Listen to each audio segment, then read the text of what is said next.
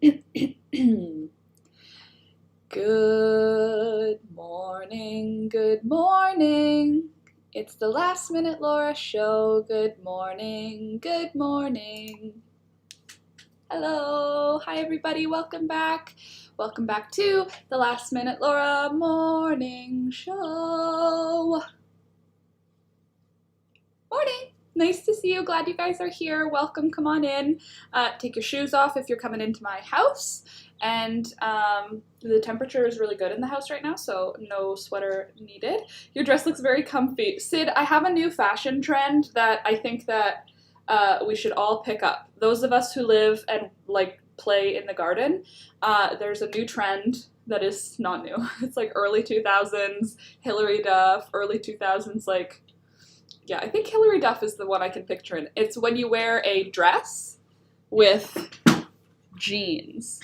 That way you get all the comfort of a dress with all the benefit of jeans. That is the way that I live my life now. A dress over jeans, I'm telling you people, that's where it's at. You get double the pockets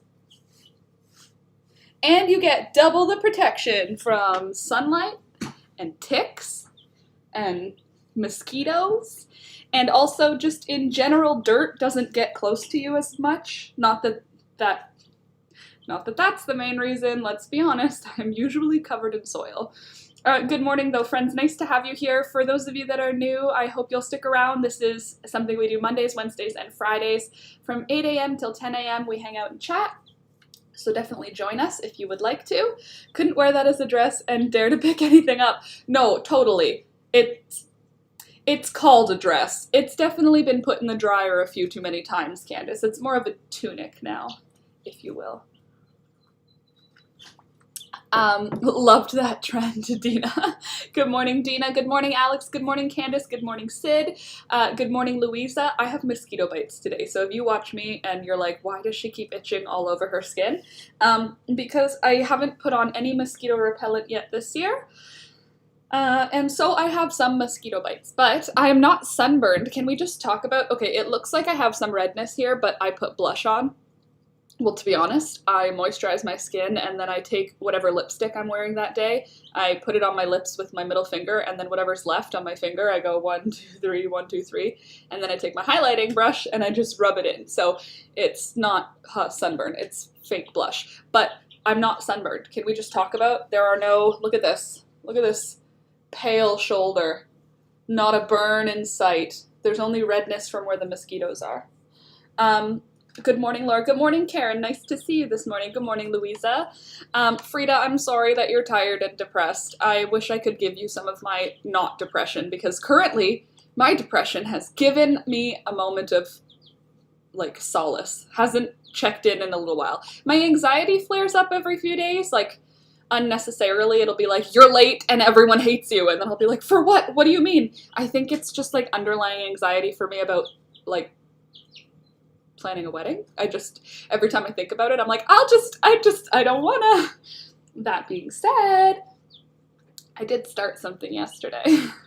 Oh, good, Frida, I'm glad. Good morning, Maya. Candace, I one day want to have a talk with the big guy about instructing Noah and keeping 2 of the mosquitoes and passage on the gird no purpose. Yeah, and like bot flies, most insects. Couldn't he have come up with something that wasn't insects?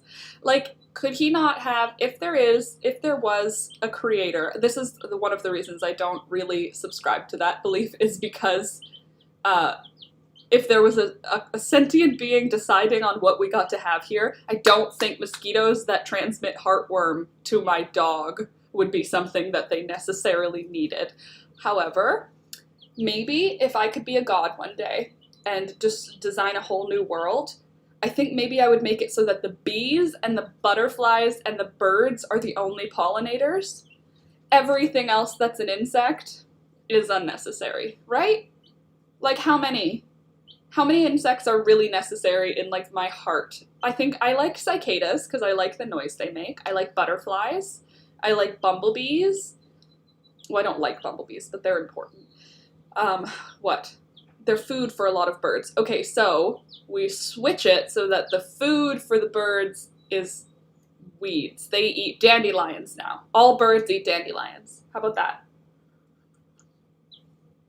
Okay, we can have dragonflies too. How about, though, if the birds eat bugs, then we just have way more butterflies? Why don't we just have, like, hundreds of thousands of butterflies? We don't need mosquitoes. I know, okay, frogs. Fine. Anything that lives under the ground is fine also. All the insects that live underground. Ants, worms, that stuff, not a problem. How about no flying or crawling insects that aren't beautiful?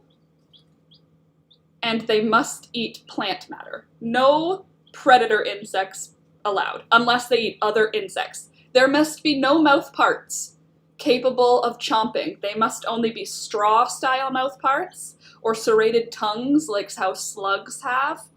There shall be no biting mandibles on any of the insects I design. Just saying. Shahina. Hi, Shahina. Good morning. And no bitey things, exactly, Sid. Maya, yes. What are the birds gonna eat? Laura, that sounds like a them. The tomato hornworm can go. Can I be honest with you? I don't even mind the tomato hornworm because they're so comically large. Like, they start off like a whatever worm caterpillar type thing, but then they turn into this big, awful monster of a worm. I guess I have different opinions, but I think I will have more opinions after this summer. Like, I'm starting to really hate squash beetles, and something is eating my radishes, just the greens. Oh, speaking of which, I picked a bunch of them for you this morning. I wanted to show you the life cycle of a radish, because I currently have seedlings that just came out of the ground, seedlings that have been in for a week, seedlings that have been in for 2 weeks, and 3 weeks, so I have the whole life cycle of a radish. 1 second, let me just grab it. Also, while I grab it, have a look at this bouquet I picked for you this morning. The purple irises from last week's vlog have all bloomed. I've got a bunch of buttercups in here. I have my pink zinnia. I'll be right back. I'm just going to grab my radishes.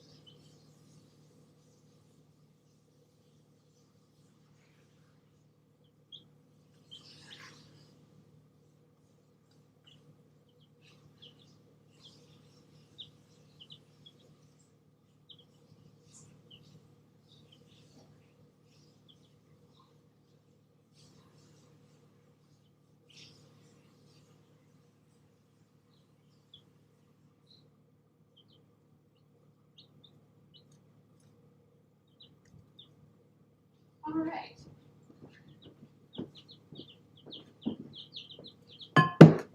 There we go. Beep, beep.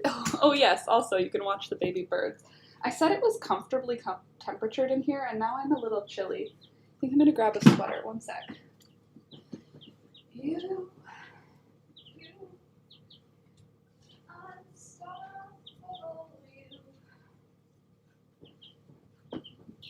Whoa. What's all that? Rainbow. So scary. So small. Gosh, the number of patterns in my life. There's just patterns everywhere. Like, not patterns like someone who thinks they're seeing patterns and everything, more like patterns like literally, like lots of color and texture in my life right now. Okay, cool. Laura never reads what I write. What'd you write, Claudia? I just read the white globs on the hornworms are wasps. Ew. That hatch and then go into the worm. Sorry, I never read what you write. I'm reading as fast as I can through the chat, and I try to address everything that we're, like, chatting about. So if I miss something, it's not intentional. Sid, peep, peep, peep. I don't think I've ever eaten a radish before. Well, Maya, I've got to say, I'm not gonna say that it's something that you're necessarily missing out on flavor-wise, but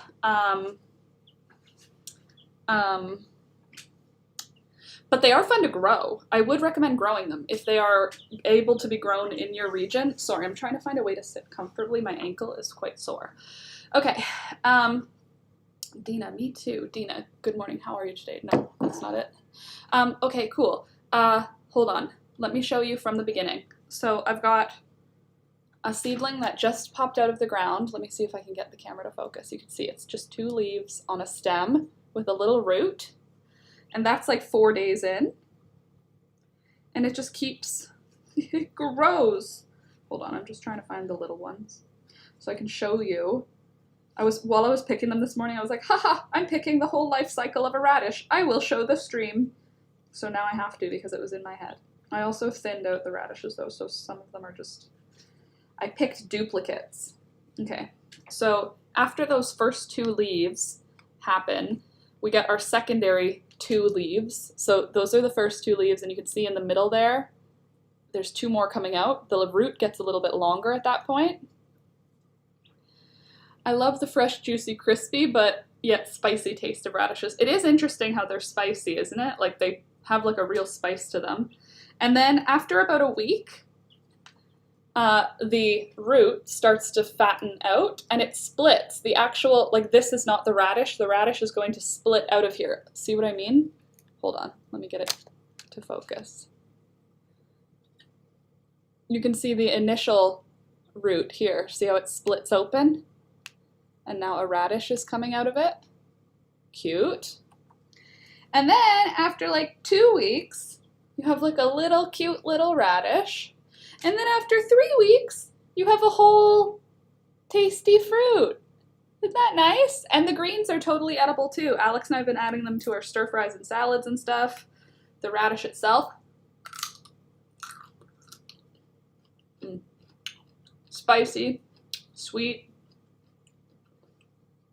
great texture. I wish other vegetables had this texture.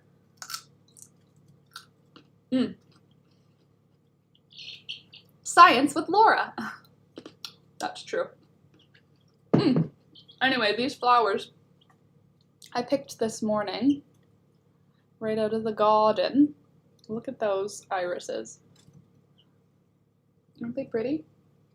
They're so little. My mom's irises are all like big, beautiful plants. Alex, beautiful flowers. Thank you. I think so too. Now my mouth is all spicy. Probably it'll go great with tea. Every time I look in the viewfinder, this antler looks like it's like a piece of hair that's out of place. Look. Doesn't it look like hair? But it's not. It's antlers. Frida, when I was in Taiwan, the cucumbers had a way crunchier texture than the ones I'm used to. Interesting. I wonder why. Maybe they didn't have as much water while they were growing them. And Claudia, what are the yellow ones? The yellow ones are buttercups. Those ones are just a wildflower growing in the yard, but I like them. They're so sweet and like buttery looking. They really are. What are the yellow ones called? Buttercups, also. It's a brain bowl. A brain bowl. Huh? Je ne comprends pas. Also, Dina, flowers and trees and plants and all the things. Other kind, probably, totally. Oh, the antlers, a brain bowl. Oh, true. It kind of does look like it has a little bowl at the top there. My brain bowl. My cranium storage unit. So, friends, hi, hello, how are you? What's going on with you guys today? What am I doing today? I genuinely don't know, but I did do a bunch of things yesterday because I filmed a vlog, and could you not? Go lie down. You don't even like them. I've offered them to you, and you didn't like how spicy it was. Here. Yeah, go take it. It's a treat. See, look, I'll eat it too.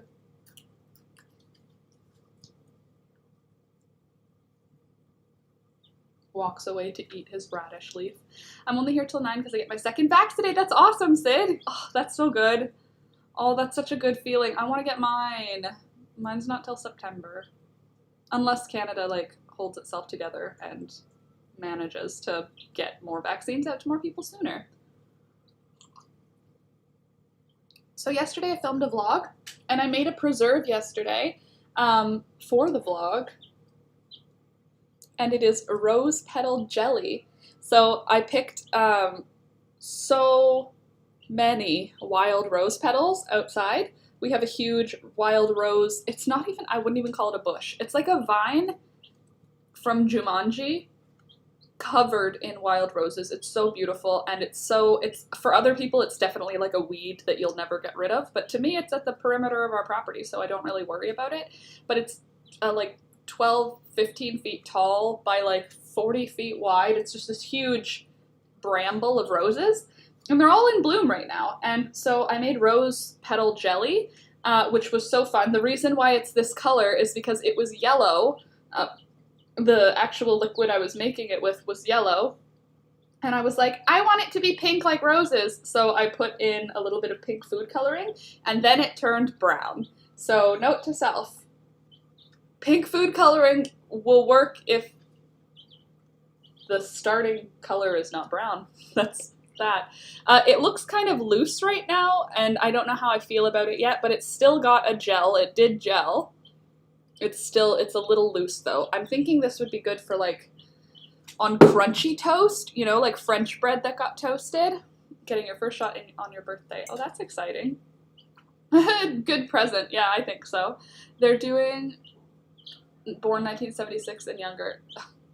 78 and I'm 81. Well, does that mean not yet for you? Not for a little while. Too bad they won't be blooming on your wedding day.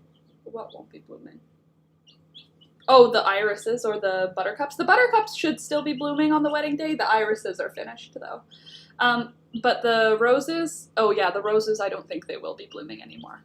But right now they are beautiful. They do look really nice and they smell so good. So I made 3 jars of rose petal jelly, and I think that it has a floral flavor, but maybe it just tastes sweet.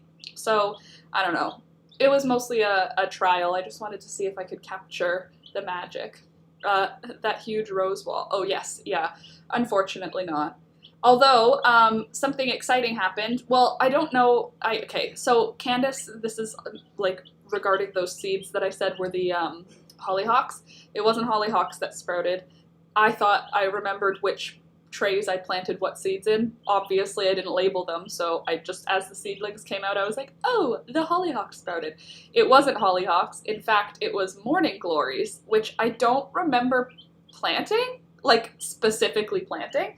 I knew I planted a trumpet vine, so after I figured out it wasn't the hollyhock, I was like, it looks more like a bean or like a vining plant. So I was looking up like scarlet runner bean. I even dug out a couple of the seedlings to look for the seed. Like, you know how the seed casing is left behind? I was looking for the seed casing in the little containers to try and find the seed so I could find what plant it was.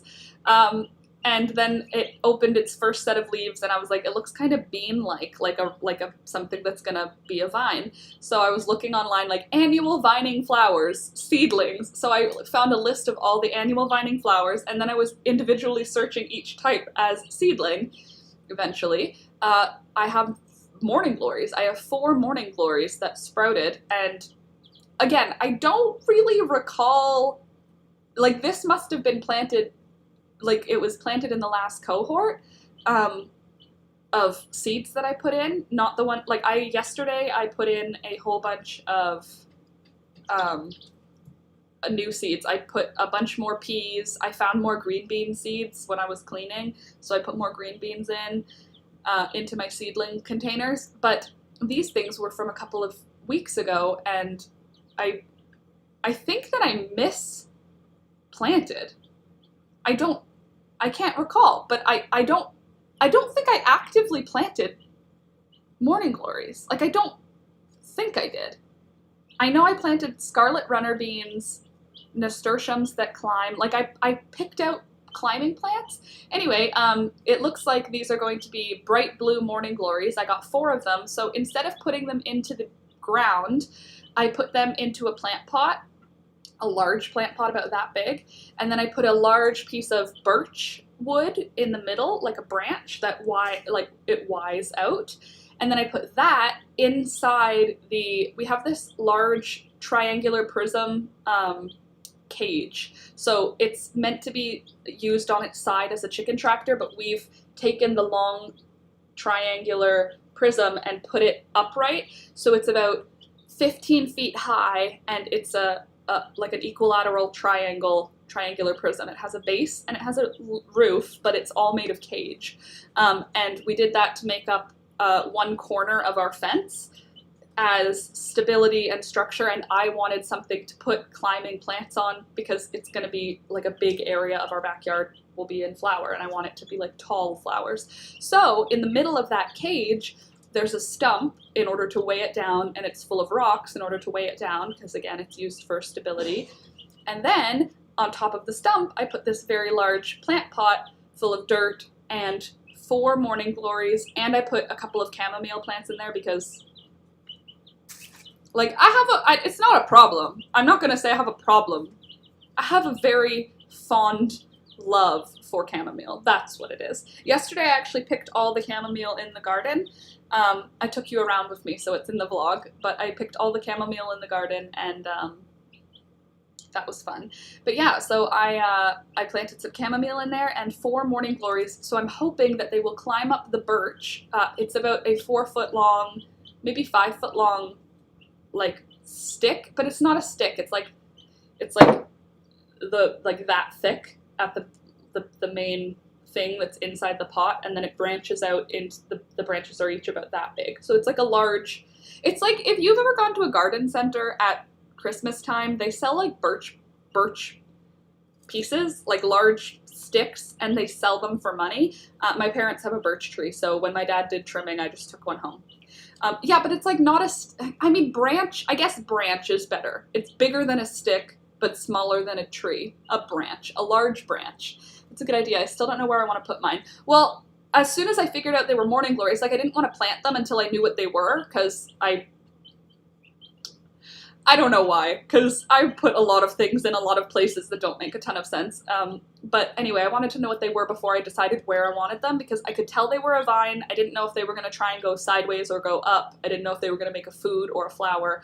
So when I figured out they were morning glories, I was like, well, I wanted 4 o'clocks, so I'm thinking that maybe I had a mislabeled packet in something. Like, I have packets of seeds from my mom, from Candace, and from me, and all 3 of those things got mixed together. So it could have been a Candace seed in a mom seed packet, a Laura seed in a Candace seed packet. Like, things don't stay organized in my life.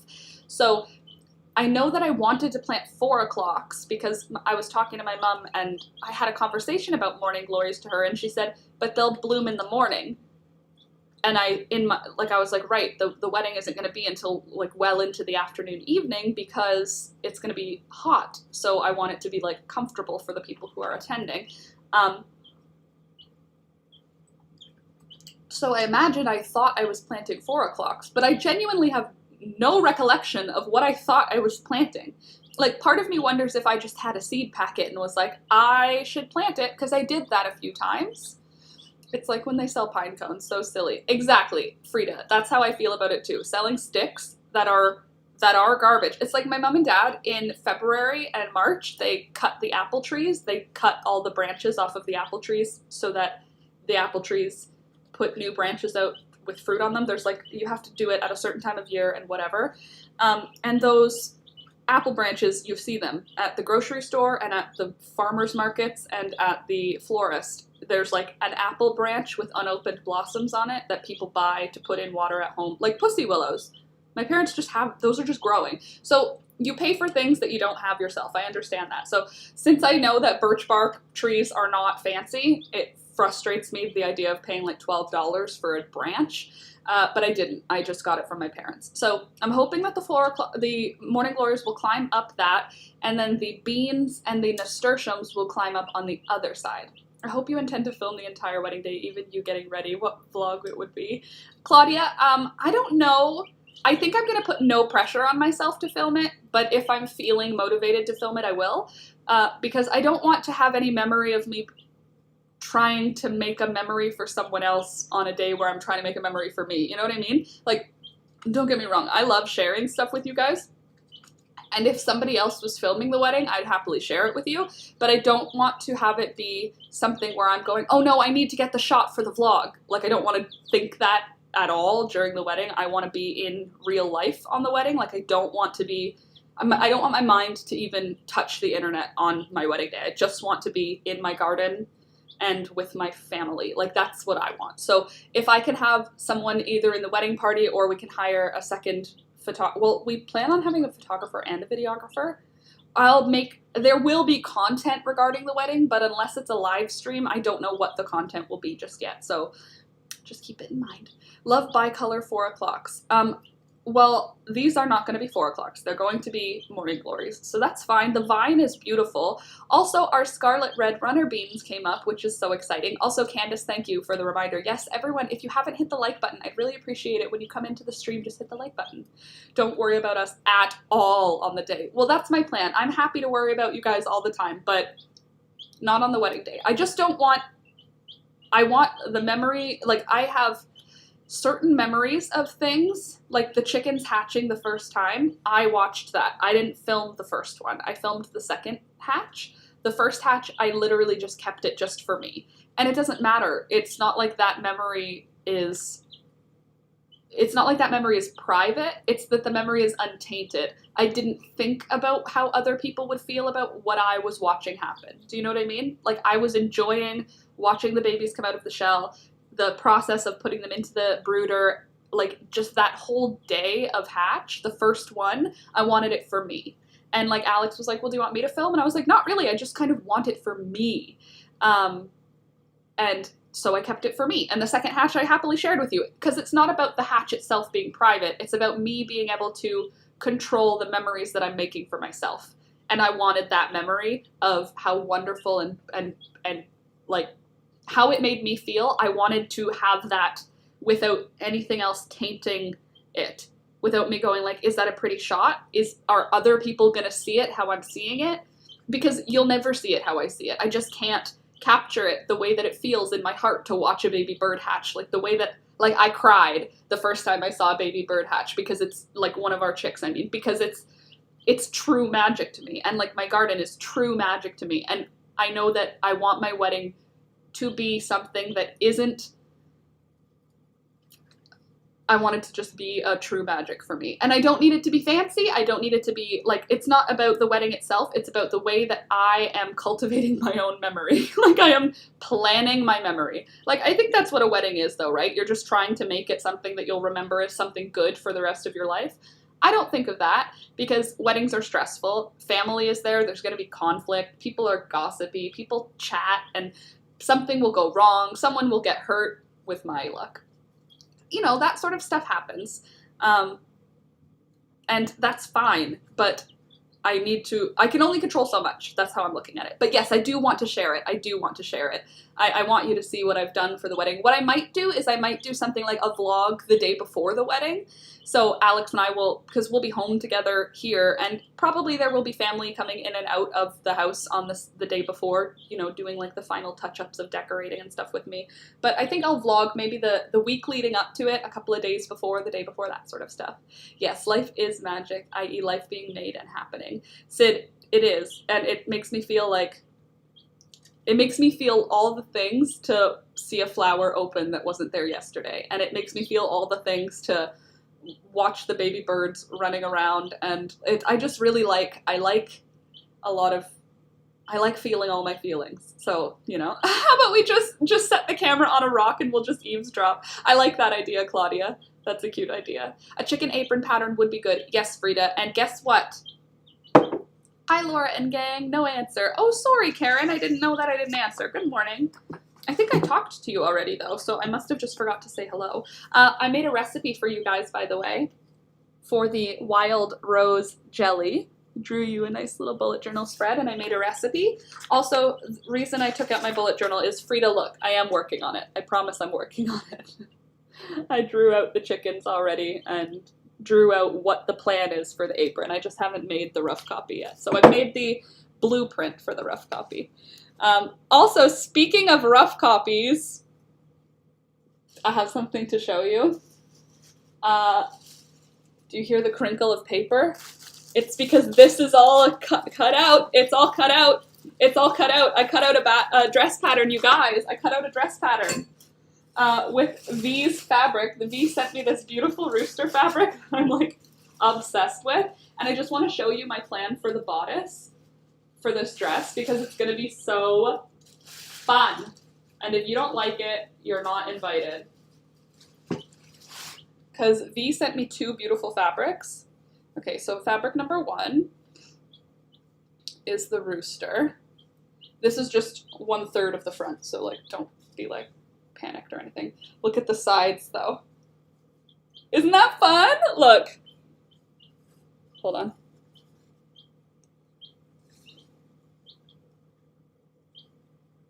So it's gonna be, the sides are, it's gonna make me look skinny. That's the plan. Because if I did it all in the one fabric, you would see my actual body outline, which, don't get me wrong, I think is a great body outline, but the darkness behind the flowers, I think it's going to be really good. Alex said, shoot, he said something funny, that it was going to make me look like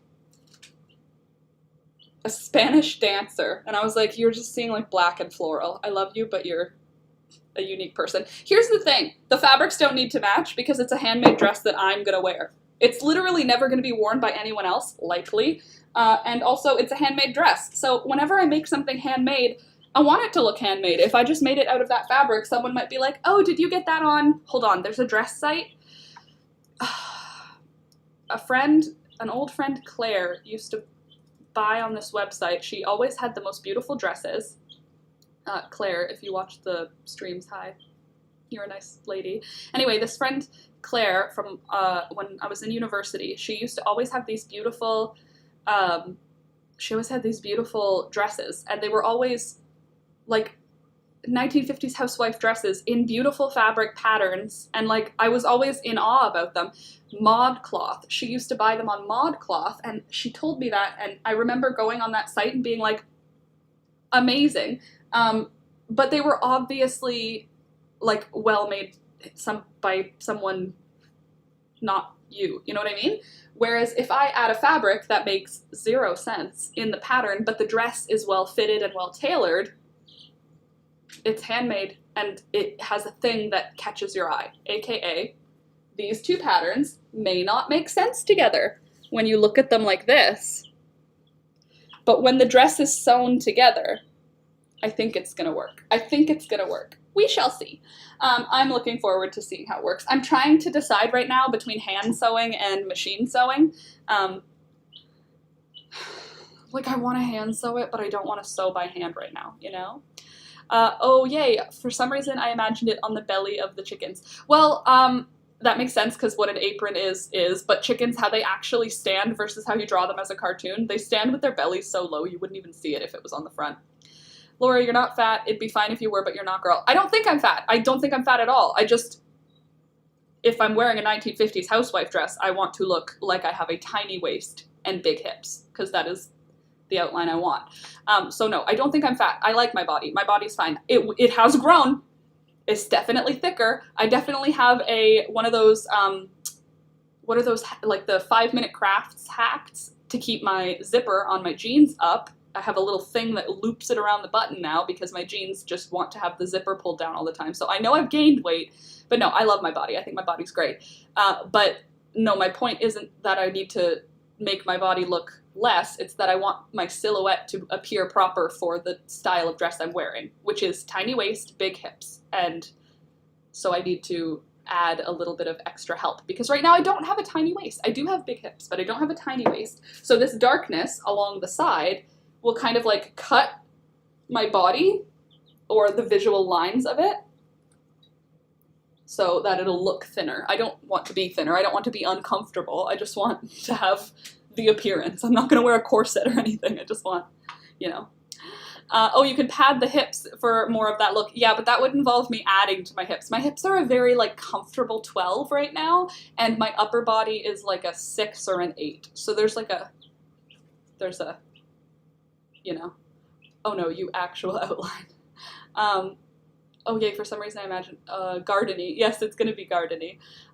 Yeah, I do that too, a little extra corona weight. It's fine. Yeah, it's totally fine. I don't feel bad about it or anything. I mean, I did have dreams to have like a really skinny body for our wedding. because the world told me to, and also because I love how my collarbones look when I'm skinny.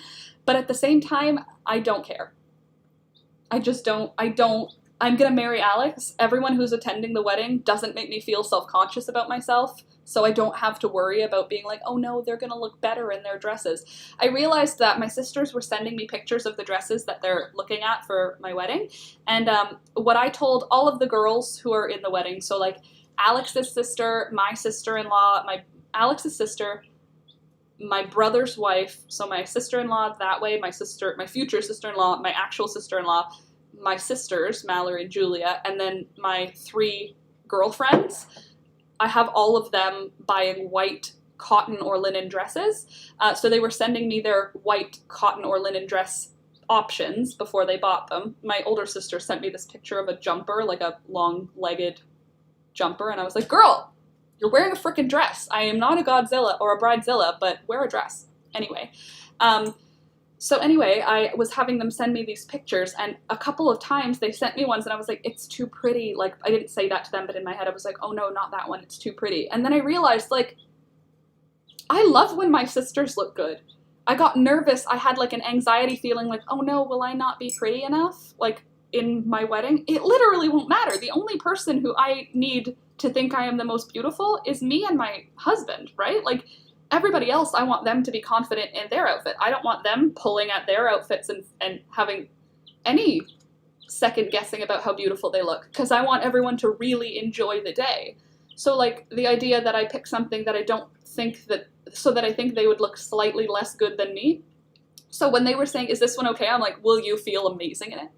You know, like, I want you to feel amazing in it. I want you to think that you're the prettiest one at my wedding. I want everybody who comes to my wedding to think that they are the best looking one at the wedding. Can you imagine if you went to a wedding and you thought you were the best looking one at the wedding, you were comfortable in your dress, you look beautiful in it, and you think you look the best at that party? I want everyone to feel that way, because then everyone will dance, and everyone will be ridiculous, and everyone will have a good party.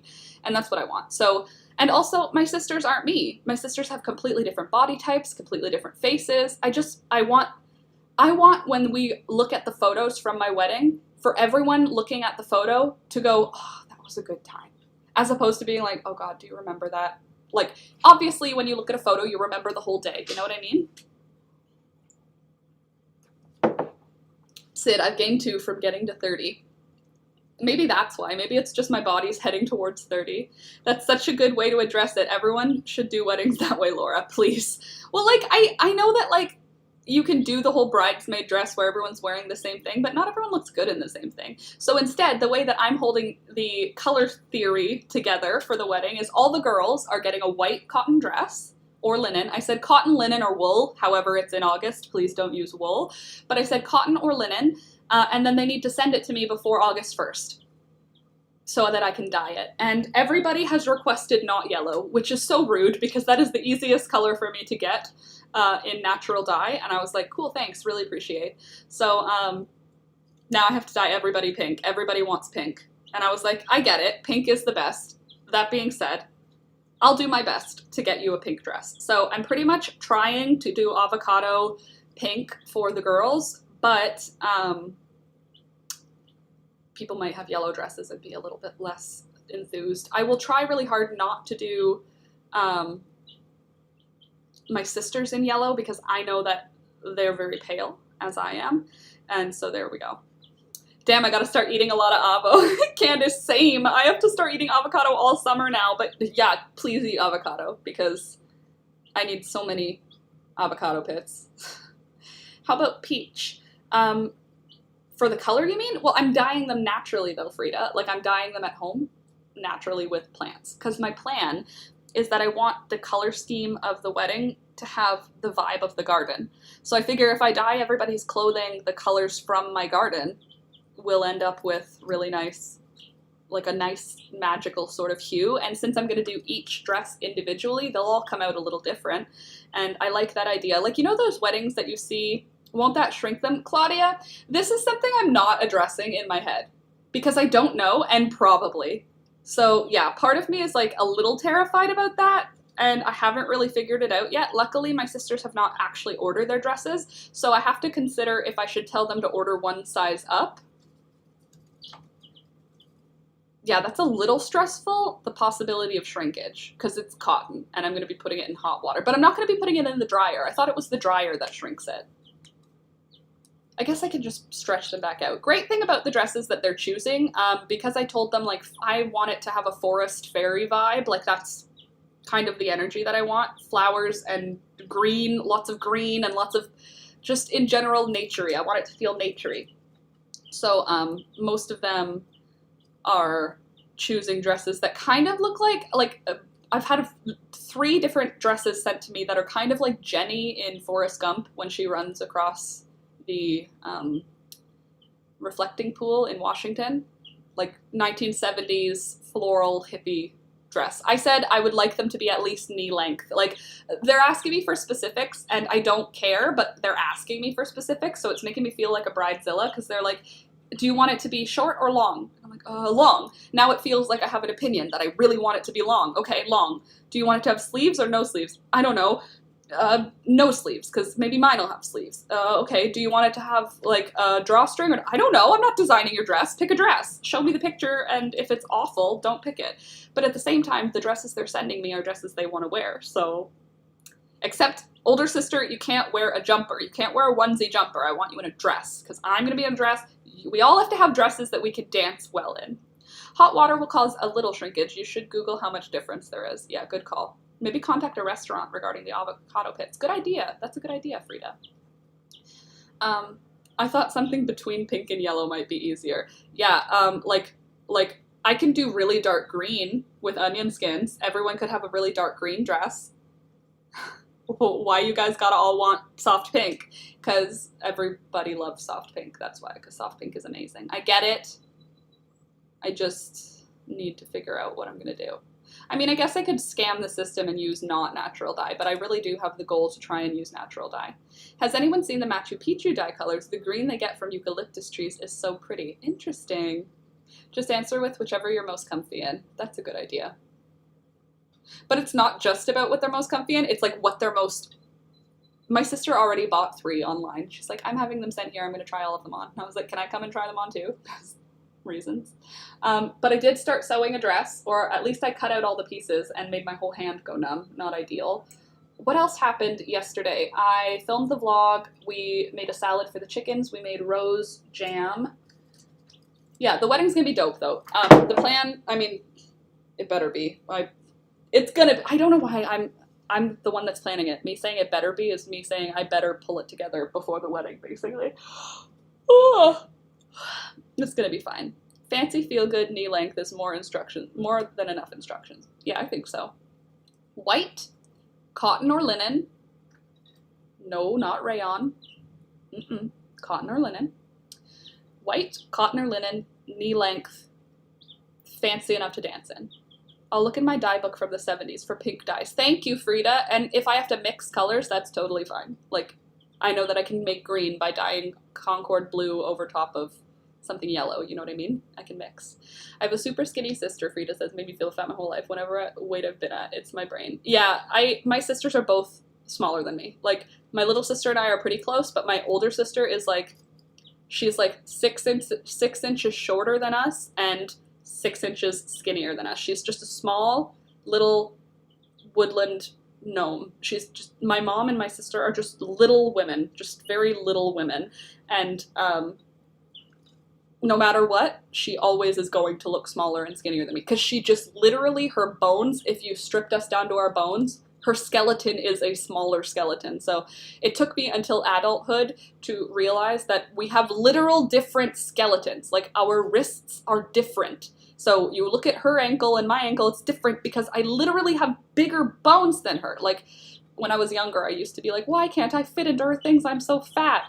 You're like 6 inches just different. You're built out of dad's DNA. She's built out of mom's DNA. That's basically it. I've got a lot more of my dad's meat DNA than she does. She's got a lot more of my mom's, like, petiteness. She's like a petite little garden gnome. She's like a little garden gnome.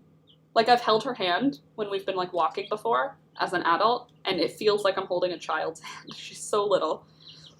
Anyway, and it literally doesn't matter the size that you are. You can feel fat or skinny depending on your brain. It's your brain, totally. meat DNA. Well, you know what I mean? Like, I have parts of my mom that are clearly, like, this tooth that is incorrect. I had braces. You can't tell because I didn't wear my retainer. But I have a tooth that is dipped back. It's like one of my sensitivities that, like, it tells me is ugly. My brain tells me this is ugly and makes me feel bad about myself sometimes. For the most part, I literally don't care. But this tooth and that tooth, the ones right on each other, are like pushed back pretty noticeably on me and my little sister and my mom. Like, my mom's has been corrected, but I mean, like, we have all the same one dental flaw, and yet my jaw has the exact same dislocating thing that my dad's does. If I open my mouth wide, I don't know if you can hear it. Let me just try. I don't know if you can hear it, but it clicks every time I open it. Or if I chew like steak, it dislocates every time I chew steak on this side. And my dad, same thing. Left side of his face, every time he chews something hard, dislocates. And yet, from my mom, the exact same dental thing. Like, our meat DNA, I don't know, I love that. I love seeing the things that I have in common. Like, I have the same fingernails as my mom. Like, pretty identifiable. They are the same fingernails that my mom had and the same fingernails that my grandma had. And you could see it, like, you could see it if you put our hands together, versus my brother. He doesn't have the same fingernails as, I don't know, like, I've done that with my mom and dad. We've, like, been sitting and chatting, and I'll say that with my mom, and we'll, like, point out things, or I've said things about myself that I had an issue with, and my mom would go, oh, I have that exact thing. So it's like, we're made up of their meat DNA. Like, yes, I'm obviously my own individual hybrid between the two, but I'm a hybrid between the two with my own unique mind, which I think is so crazy. Isn't that crazy? I love that. It's cool how certain things cross to kids, but others don't. Well, it's very good that certain things don't. Am I right, Sid? No, it's good that some things don't pass, but it's interesting how some do. Like, my older brother and me have a lot of visual characteristics in common. If you see us both together, it's very clear that we are related. Like, there is no doubt when you see me with my brother. And then if you put my little sister in with us, it looks like she's not related to us. But if you put me next to my little sister, we look related. Like, it's very, I love that. I think it's very interesting. I like that. Like, my forehead is the same forehead that my dad and my brother have. The same one. And my great-grandpa, or my grandpa, my dad's dad. Like, we all have this. I like it. I think it's, I mean, parts of me are like, wow, really, thank you for that. Thanks for the knock knees. Appreciate it. The ankles that can't support 100 pounds? Like, come on. The ankles that are malfunctioning. That's genetic flaw. Thank you. I did not need that. The boobs of 2 different sizes. I don't know who gave me that genetically, but didn't need that one either, you know? Or like my small ears. Nobody in my family has small ears except me. And I don't consider them small because I'm used to seeing them this size on my face, but I've had people comment on how small my ears are my whole life. Where'd it come from? Don't know. Do you think my ears look small? I don't think they look small. I think they look regularly ear-sized. I don't know. I've had people like, that was like something that kids said, like when I was little, you know, like kids try and pick on anything that they don't understand or that they can find out that's different about you. Well, it was my freckles and my small ears. And I was like, these kids obviously didn't know me. You could make fun of so many different things. All of us have asymmetrical boobs, literally all of us. Yeah, I know, but like, when I was a teenager, this is TMI, I got my nipple pierced to accommodate the fact that it's significantly smaller, and then that one grew. So now it's like double highlighted. Which one's bigger? Thanks, genetics. But yeah, totally. We all have different size boobs, I get that. And also, if you have a child at any point, you're gonna have like significant changes go on there. Yeah, I have my mom's feet. Isn't that interesting?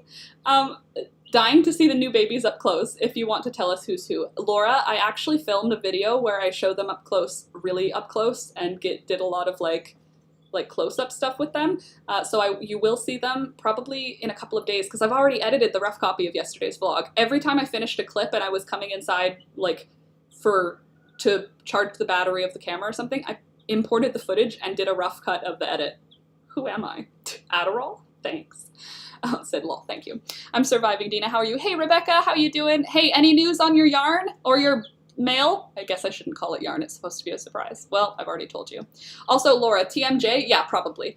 But I have a disconnecting jaw. It's not just TMJ. There's something else going on because this side is not connected. My teeth never lined up, though. My teeth have always been an issue.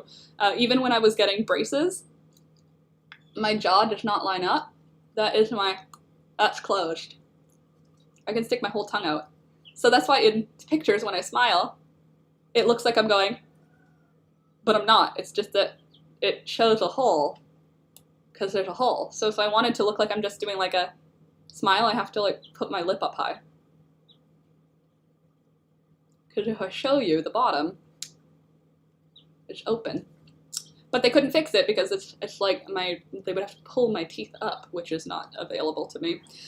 Yes, my package arrived the day before yesterday. Yay! Well, at least it got there. I'm glad. Good. I'm glad that you got it. Do you like it? I gave you some chicken feathers in there. But just so you know, those chicken feathers have been soaked in alcohol and washed with soap and water and blow dried. Because I wasn't going to send things across a border with unknown contaminants. So the chicken feathers have all been washed and blow dried.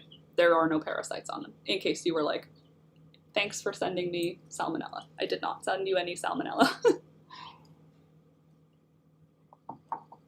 Teeth are weird, like they have a mind of their own. You know, something I watched a documentary on about teeth fairly recently, I should say, was quite interesting, and it was talking about the Aborigines in Australia and how there was a study done in like the early 2000s on the Aborigines that live hunter-gatherer style in Australia.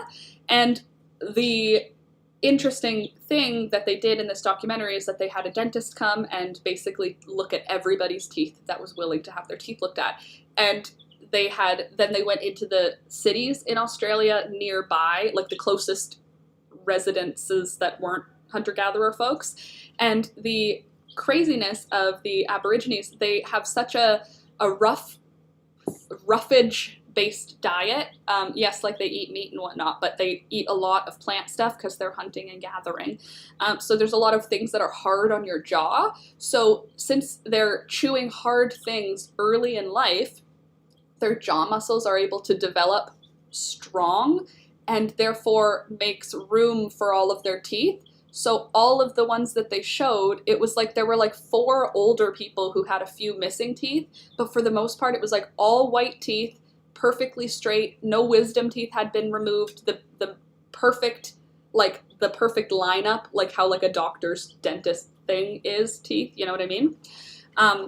And they were saying it has to do with the fact that when we, as not hunter-gatherers, are raising our young, we're softening all the food. The food is getting cooked and softened into a mush, so jaw muscles aren't developing until a couple of years into life, whereas babies who are living in hunter-gatherer societies are like chewing on things. Instead of having toys to chew on, it's like a hard food item to chew on, right? So, it has to do with the fact that their jaw muscles are developing earlier, making room for all of their teeth. Since there's no jaw muscle developing, teeth don't have something strong to be like in, except for the jaw. Like there's no muscles surrounding the teeth, it's just teeth and jaw. So then the teeth can move around a lot more easily in non-hunter-gatherer mouths, and also it has to do with the way that our muscles end up developing is different, so it pushes the teeth in as opposed to surrounding the whole mouth. Like a hunter-gatherer would have like a really good set of muscles around here, whereas we might only have the muscles right here, which is pushing on your jaw, forcing crowding. Because science? That's why our teeth are bad? Because science? Are you telling me that vegans probably have better teeth then? Because they're eating all the roughage? Raw vegans eating roughage? I don't know. I just thought that was really interesting. And also all of the in the documentary, they showed all of these like Aborigine people with their like dreadlocks and their like indigenous clothing, and they would show like a front like from this far away, just a big smile, and the most beautiful smiles because they were just perfect white teeth, like celebrity perfect white teeth on these people who were like not wearing shoes. It was just like, it made me like, of course the best teeth in the world would be on people who never take photographs of themselves. You know what I mean? The best teeth on the world, the best teeth in the world, the most celebrity smile in the world is someone who's never seen Brad Pitt. I love that. I love that for humans. Stop being selfish and go back to living on the earth and you might have better human body error. Your error rate might be less. Teeth are weird, like they have a mind of their own. You love the feathers. Oh good, Rebecca, I'm glad. Birch, very yellow. Birch, also pink. I could try birch for pink. Also plum branches for pink. A pink brown, but I mean, they're gonna have to just handle, the color pink is not coming out of any plant from me. The color pink is going to be very mild in anything that I make.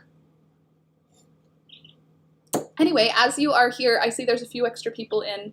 Don't forget to like the video, please. Oop, gotta go. Have a wonderful day. Good luck, Sid. Good luck with your second shot. Have a wonderful day. Oh. Jeez Louise. Anywho, so yeah, that's that for that. Watched that documentary, that was fun. Also, I watered the whole garden this morning because I forgot to yesterday. Cranberries. Oh, that's true, Laura. I suppose that I do have the option of using a natural dye that isn't color fast. You know what I mean? Like I can use a dye that is pink. It only really has to last a day because after that it's just a white dress. You know what I mean? Like if I dye it pink with cranberries and it only lasts for 6 weeks or whatever the lifetime of cranberry dye is, doesn't really matter, really. Just has to look good on the day of. That's actually a great idea. I never considered not making it light fast. 2 out of 3 of the kids is on antibiotics for beginning ear infections. No! That sucks, Rebecca. I'm sorry.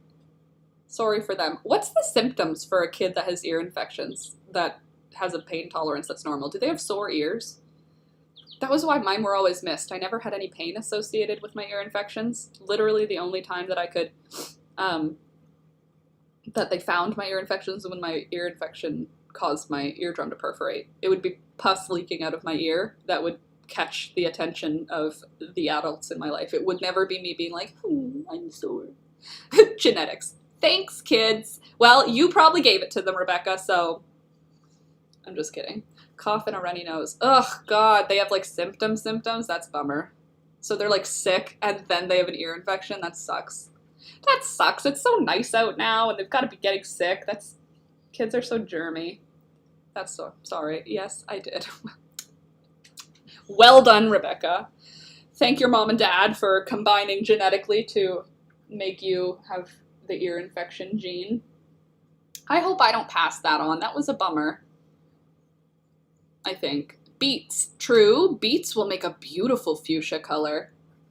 Man, why don't we do some tests? I think that I'll get some of my white cotton. Maybe that'll be the next vlog. We'll get a whole bunch of color things that will make pink, even if they don't make permanent pink, and we'll do a test. Let's do that for the next vlog. I think that'll be pretty. I'll gather the supplies this week. Every other plant makes yellow. I know, Frida. Literally, grass makes yellow. Everything makes yellow. I know that. Beets are such a lovely color. Totally. I should have grown beets. I guess I still have time to. I've been on Baker Creek and Ontario Seed Company and on Vessie's. I've been just on seed company websites filling up my cart, and then I'll exit and I'll come back another day and fill up my cart again. I haven't hit go because in my head I'm like, it's too late now. You know. What can I do? Oh, gosh. Happy Friday, by the way. As long as the dye don't run down their legs and they're dancing in their butts at the wedding. Oh my God, can you imagine? That would be so funny. Especially if it was like beets. All the girls have like red lines running down their legs. That'd be hilarious. I mean, it wouldn't, but it would. But it would. Oh, also it's Friday. Hey, Alex, the world opened. Ontario opened back up today. Our stay-at-home order has ended. So that's good. Also, The plumber came and fixed some problems in our house and created a new one, and now our whole laundry room is flooded. But it wasn't flooded before they came. None of them complained of ear pain, but I know that coughing and runny nose means postnasal drip and drainage. Yuck. Postnasal drip. Lovely. I've heard of that in relation to cocaine. I've not had that in relation to cocaine because I have not ever tried cocaine. However, I've heard that statement, postnasal drip, regarding snorted things. Don't do cocaine. The early English soldiers had pink trousers because red coats. LOL, they put them in white pants. That's funny. The red coats are coming, the red coats are coming.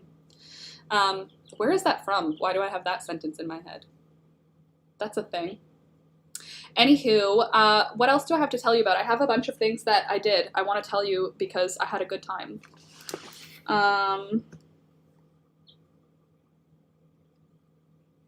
Like, I had this much planned. This is the vlog. This is what I had yesterday, and these are the things that I got done. I actually got these things done. I just went to sleep before checking them off. Man, I did a really good job filming yesterday. I hope that the garden tour turns out well. Outlander. Is it from Outlander? Okay, then yeah. The redcoats are coming. The redcoats are coming. Oh, Jamie. So sexy. Geranium aromatherapy helps with nasal congestion. Do it at night. Well, I have a geranium in here. I have 2 geraniums in here. I have this pink one, salmon color from my mom. And then I have this bright red and fuchsia one. It looks like it's red, but it's actually red and fuchsia. I have some geraniums. Is geranium aromatherapy the plant or the flower? Probably the flower. Everything's about flowers. That saying has been around long before Outlander. Yeah, that makes sense. I just feel like I've heard about it. Sorry about the kids. Yeah, totally. Ear infections suck. Cough, runny nose, sucks. I'd rather have a runny nose than a cough. I hate coughing. I hate coughing. I hate all of the illness feeling. Dawn. Hello. Hello, Dawn. Actually, you know what? I have to pee kind of soon, so I think I'll show you the chicks, and then when I go to wash my hands, I will go pee at the same time. Well, cochineal. Is it cochineal or cochineal? Because, like, it could be either, and I don't know. And every time I hear it, my brain selects the way that the other person says it and auto-deletes it from my memory. Like, I genuinely can't remember how anyone has ever said it before. Cochineal? Cochineal. Like cocker spaniel? Or like cochlear implant? Thank you, Alex. As long as it's coming out of them, they'll feel better. Total. Cochlear. Okay. Cochlear. Cochlear. Cochlear implant. Cochlear? I say cochlear implant. Is it cochlear implant? I didn't need one, so it wasn't relevant. Okay. Cochineal. Cochineal. Let's look at some baby birds, though. Starting with Miss Pepper. Hi, Miss Pepper. Their feathers are already, like, a thing. Not cocker spaniel. Oh, it's cochineal then. Our weather just went from cold and dry to hot and muggy. I'm sure that's why. Yeah. Cochlear. Cochlear. Cochlear. Cochlear implant? Cochlear implant. Man, I think it's the other way. Yeah, see, there's too much of a delay between me saying it and you responding for me to ever figure it out. I need to just go on Google and have someone say it out loud for me. This is Miss Pepper. Hi. Sweetie bird. She's a little, hi. She's little, obviously. She's a week old. Hi. Yeah. Yeah. Yeah. Ooh. So she's not going to be an orange bird. It looks like she's got patterns on her feathers, which is fine. I just kind of hoped that she would turn out as a red bird, but that's okay. She's going to be beautiful, and she's going to stay with us. So orange. Yeah, it's okay. I got you. I'm going to put you right back down. Okay, baby Diane. Come here. Okay, baby Diane. Hi.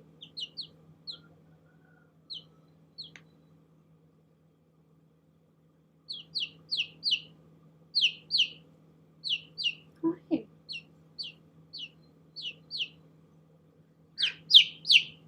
Hi. It's okay. You're safe. I will never hurt you.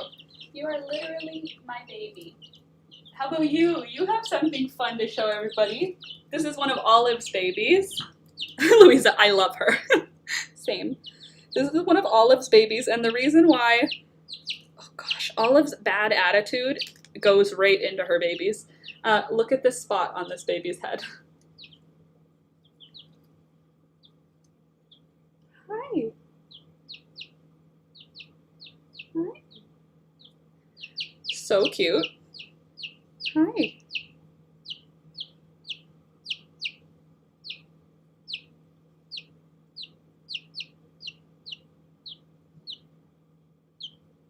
Look at this little face. Maybe she'll look like the Joker. She has these like white spots on either side of her face. Maybe she'll end up with like a nice... Ooh, look at that balance. You're doing so good. Just don't jump. You're very small. And this one, I've been calling it Mouse because it looks like a little mouse. Tell me I'm wrong. Look at the fuzz. It's like the color... No, put your wings in so that you look like a mouse. I promise I won't hurt you.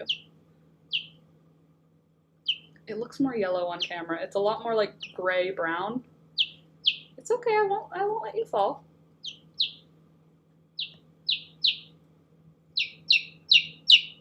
Yeah. Sorry, headphone users.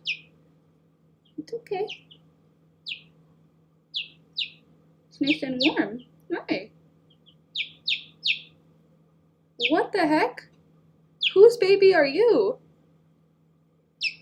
This one has fuzzy legs, which tells me it's one of Clementine's babies, but it's not black. Look at it. It's gonna have fuzzy feet.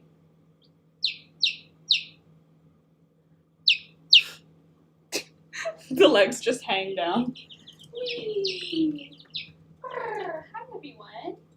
Okay, who's next? Who's next? Oh gosh, this one is so cute. And this one is one of Clementine's babies. So black copper Moran. Just a black chick with a black beak. But we've got fuzzy legs coming in. So these are gonna have fluffy feet. And look at this fluffy little baby. It's like a little, they're like little baby sparrows. Hi. You little sparrow baby. Look at how your balance is getting so good. You're so good at balancing. Don't jump. You can't fly yet. You can't fly yet. You're still too small. There you go. And then your turn. Got this little yellow chick. Hi, you can climb. Who isn't gonna be white? You're gonna turn out a different color. It's okay. You're alright. Just hold on. Here, balance. There you go. Look at those pretty wings. Oh wow, you are so agile. You're doing so good. And they're eating really well, and drinking really well, and pooping really well, huh? No problems pooping, that's for sure. Hi, guys. Hi. Sweetie bees. So cute. Okay, I'll be right back. I just have to run quickly to go pee. Just talk amongst yourselves. You can listen to the birds chirp.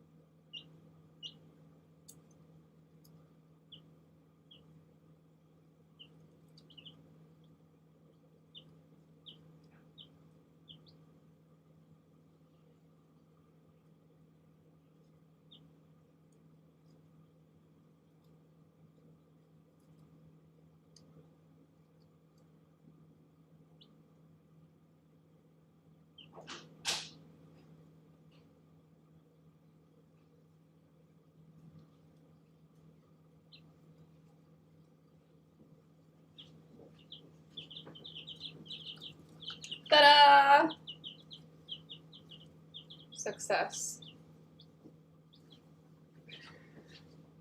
Well, there's no avocado in this book. I think avocado became popular in Sweden in the 80s. 20 years later, they missed avocado pink. Yeah, well, avocados weren't even called avocados until, like, later. Like, avocado was not even the name for a while. I love the chirping. Hi, Augustine. Rebecca, I also want to say my package smelled amazing with the sachet. Well, I will say, Rebecca, that was actually a hand-me-down. You can thank Candace for that. That sachet was one of many she gave me last year on my birthday, full of lavender. And when I've had them, I have one in my sock drawer. I have a box full of them because Candace gave me a bunch, but I have one in my sock drawer. I have one in my pillowcase. And when I was packing it up, I was like, I feel like I want to put something scented so that when you open it, something nice is in there. And then I found the box that had the extra ones in it, and I was like, ah, look at that. So you can thank Candace for that. Thank you, Candace. Morning, Scrappy. Did I miss anything else? Oh my god, they're so cute, aren't they, though? Like Marilyn Monroe. Aw, totally. I love her too, Louisa. Will and I did a blind test to see if different genres smelled different. They do! Very scientific. Interesting. Different genres from the library. You know why? Because the romance books are being held by different hands. Like, think of who's reading a book about repairing their car, you know, versus the person who's reading the book about dyeing yarn. I feel like the things you would spill in that book over time, the things you would, the things that would be on your hands when you touch the book. I imagine seems like statistically significant that there could be that. What did you post, Scrappy? Since you are talking dye, did you see the link I posted in Discord? Let me look.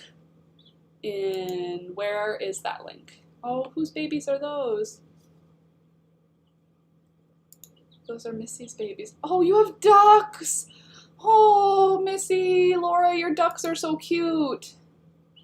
Okay, sorry. And maybe YouTube channels be like, oh yeah! Oh, that's so cool! Is that the Barefoot Dyer? Yeah, the Barefoot Dyer. Yeah, I know who she is. I have her on Instagram. We back and forth on Instagram. She's really cool. Apparently she posted a big thing on Instagram, and I felt bad for her. She posted this whole thing about how people were like, some other natural dyers were like rude about her, and I was like, she's just making pretty things. Leave her alone. Protect her at all costs. She does beautiful things with Coreopsis. She's the first person who made it make sense for me, the Coreopsis dye. I do have a Coreopsis right here. Every time I see this flower, I actually think of her. I totally know who that is. Yeah, she's really cool, Scrappy. And honestly, I've been paying attention to her on Instagram, and every time I go to her YouTube, it's not the right time for me. Ew, romance books. Ew, romance book smells. Ew, Rebecca. Obviously my brain didn't go there, but ew, yeah. It was just our books, so fantasy, sci-fi, horror, computer coding, and handicrafts. Well, I guess the computer programming would smell different than the handicrafts, that's what I mean. All my books smell like coffee or tea. Yeah, most of my books smell like plant because my hands have plant on them, and I'll spill plant on them. Rude to her, haha, about natural dye. That is so random. Me too, but she put a whole thing on her Instagram where she was like, I didn't post anything for a while because I've been like moving through my feelings on the fact that someone who I respect really well has told me how they feel about me, and it was not how I thought I was being seen. And I was like, oh my god, that's awful. Like, I see her as this like innocent soul when I like watch her videos, and she was saying how someone who she respects in the natural dye space was super mean to her, and I was like, oh no, how many people are in the natural dye space who hate on other people in the natural dye space? So I felt bad about that, but she didn't post for a while because of that, and I was like, where are your posts? But you know, I keep seeing people on social media saying people have been super rude lately. I think a lot of people are stuck at home and not interacting out in public with people, and they forgot how to interact with people, like with real people. So like you get used to being online where there is no accountability for the way that you talk to people. So it makes you emboldened. I think that must be, because I agree. I've seen a lot of people talking about how they've needed a break because people have been mean. And I was earlier saying that people had been mean. So yeah, I think that's a thing. I think that it's just, but it's yeah, Laura, it is true that YouTube allows it, but I think that there's a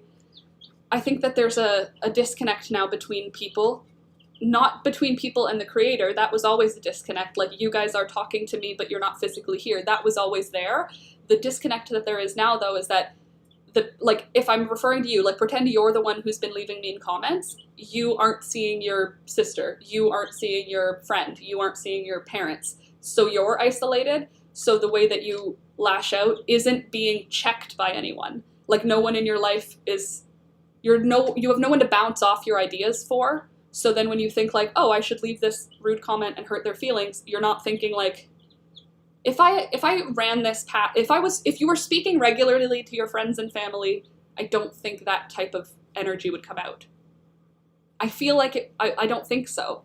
Because you would just shit talk who you wanted to shit talk to your physical friends, as opposed to directly to the person who's causing your distaste in their style of video content. There's no room for such rudeness. The problem, though, Dawn, is there's so much room for it here on YouTube. YouTube brings out the best and the worst. It definitely brings out the best. Sometimes people leave comments where I'm like, that took you half an hour to type, and you really thought about it, and you watched my whole video. Wow. You've never even met me, and I feel things. So, yeah, people can be really nice, too. That's what I think it is, Scrappy says. We were locked up and now it's just a free-for-all. Oh no, I have an issue with someone, I tell them. If I have an issue with someone, I tell them. Yeah, but I mean, at the same time, like, if you have an issue with someone online who you are watching and not engaging with on a regular basis, you don't need to tell them. Like, if you were watching someone on YouTube and they, like, did something that you're not interested in, you don't have to tell them. You don't have to, because you never would in real life if you were like, I don't really like the job you do. If you, like, went to a pharmacist and they didn't put your label on right, you wouldn't be like, I really don't appreciate when you have the label incorrect. Like, you just wouldn't tell your pharmacist that because it's not relevant to your real life. You know what I mean? That's kind of how YouTube is. I feel like most of the time the comment you leave is not relevant to your real life. So only say nice things, because it's not relevant to say mean things. Or it's not relevant. It doesn't help you either. You know what I mean? You feel bad when you think and say mean things. When you put things in your brain and then you type them out, you've followed through on a thought and put it into action on something that isn't even going to make you feel better. I don't know, like, think about any time you've ever said anything mean to anyone, online or regardless. If you've gotten in a fight and said something you didn't mean, it doesn't feel good. It might feel like, in the moment to say something mean, but like immediately after, I mean, I hope, unless you don't have emotions, it feels bad to be mean. So I don't think it's good for people either. Like, I think that this increase in mean comments with people, I don't think it's good for them either. I think that the fact that people are being mean and then people are arguing and stuff, you know, it just seems unhealthy for everyone involved. I privately tell people what I'm feeling. I mean, yeah. That seems like a reasonable way to do things. I agree. But, anyway, that's neither here nor there. I haven't had any mean comments. I just was talking about the Barefoot Dyer. She made a comment about it, about people being mean, and I was just like, to her? Like, I literally never felt that any opinion strongly. Obviously, I'm not following her very closely, but still. I say that all the time about mean or negative content. If it's what you take in and what you put out, it's so toxic. Well, yeah, like, if you're feeling angry at someone that you watch because of something they said, walk away from your computer. Just walk away from your computer.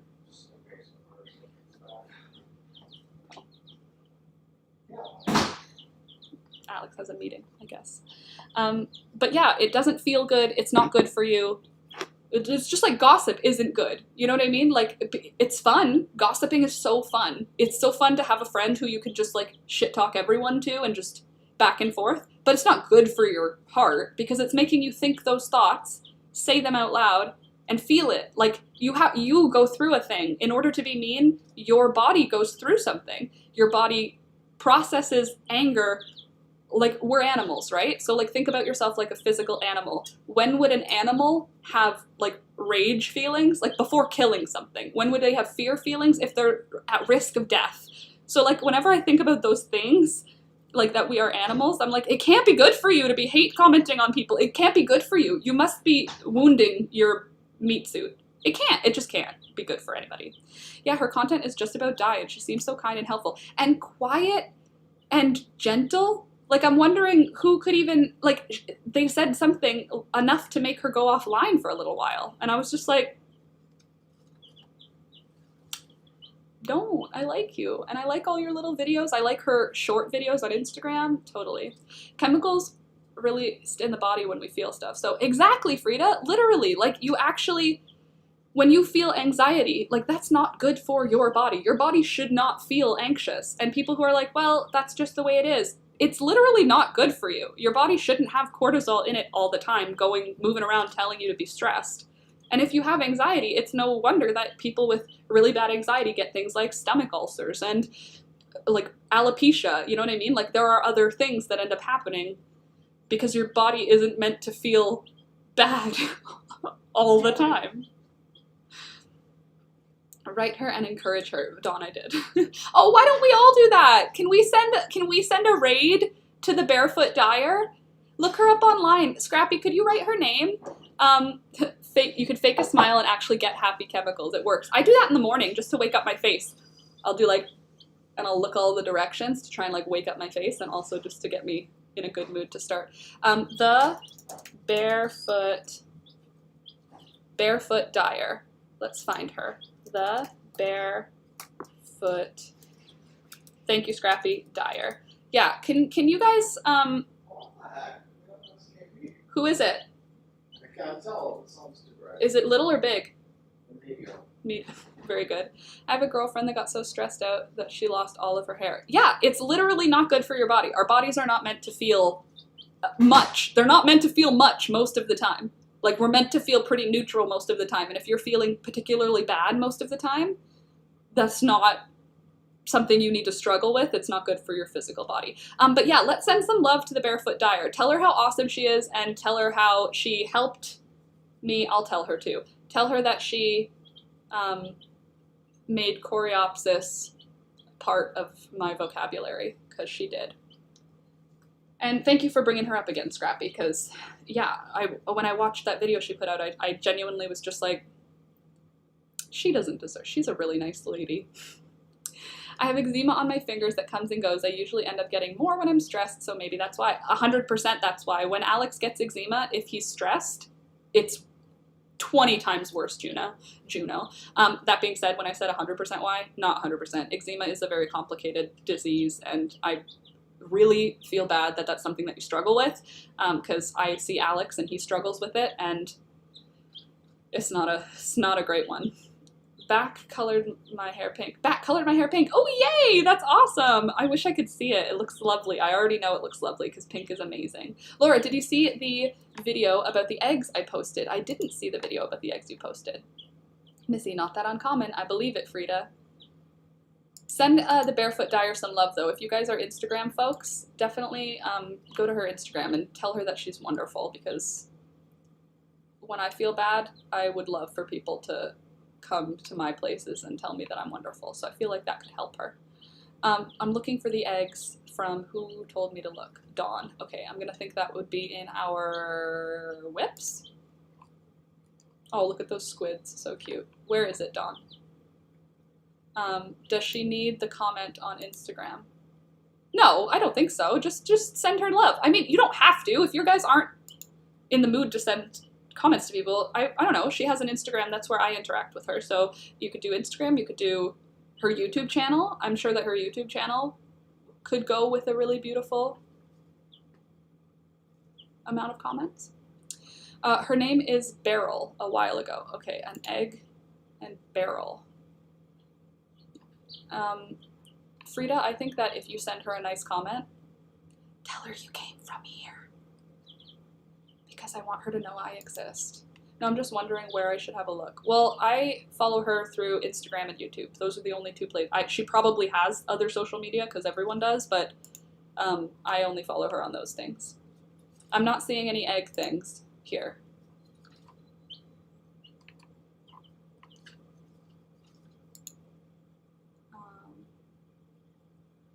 Okay. And I will. Thanks, Frida. Yes, if you leave her comments, friends, tell her that you came from here so that she knows that we were talking about her, and then she can come back here and hear about how we like her. That would be nice. Anyway, Scrappy, regarding that natural dyer, she's the one that makes me want to try Coreopsis. Basically, the video that she posted, that she made a headscarf with it. I saw that on Instagram, and she just like hammers fabric. Wouldn't that be kind of cool for the bridesmaids?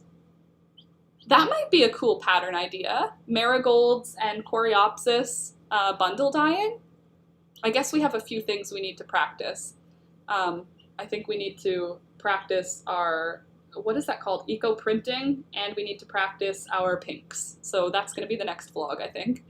I really loved having purple hair, but the bleach really murdered my fine dry hair. I agree. Her eco prints are gorgeous. Eco prints might be a cool way to go for the bridesmaid dresses. It would clearly be floral. No one would be able to argue that it's not floral, you know? I just found a white silver hair. I'm only 19. Maya, I hope for you that you get all white hair by the time you are whatever age that makes you happy. I hope my hair turns white. My hair is quite just brown. I thought it would come and lighten when the sun got to it. On Discord photo. Where? Live stream discussions? Girl!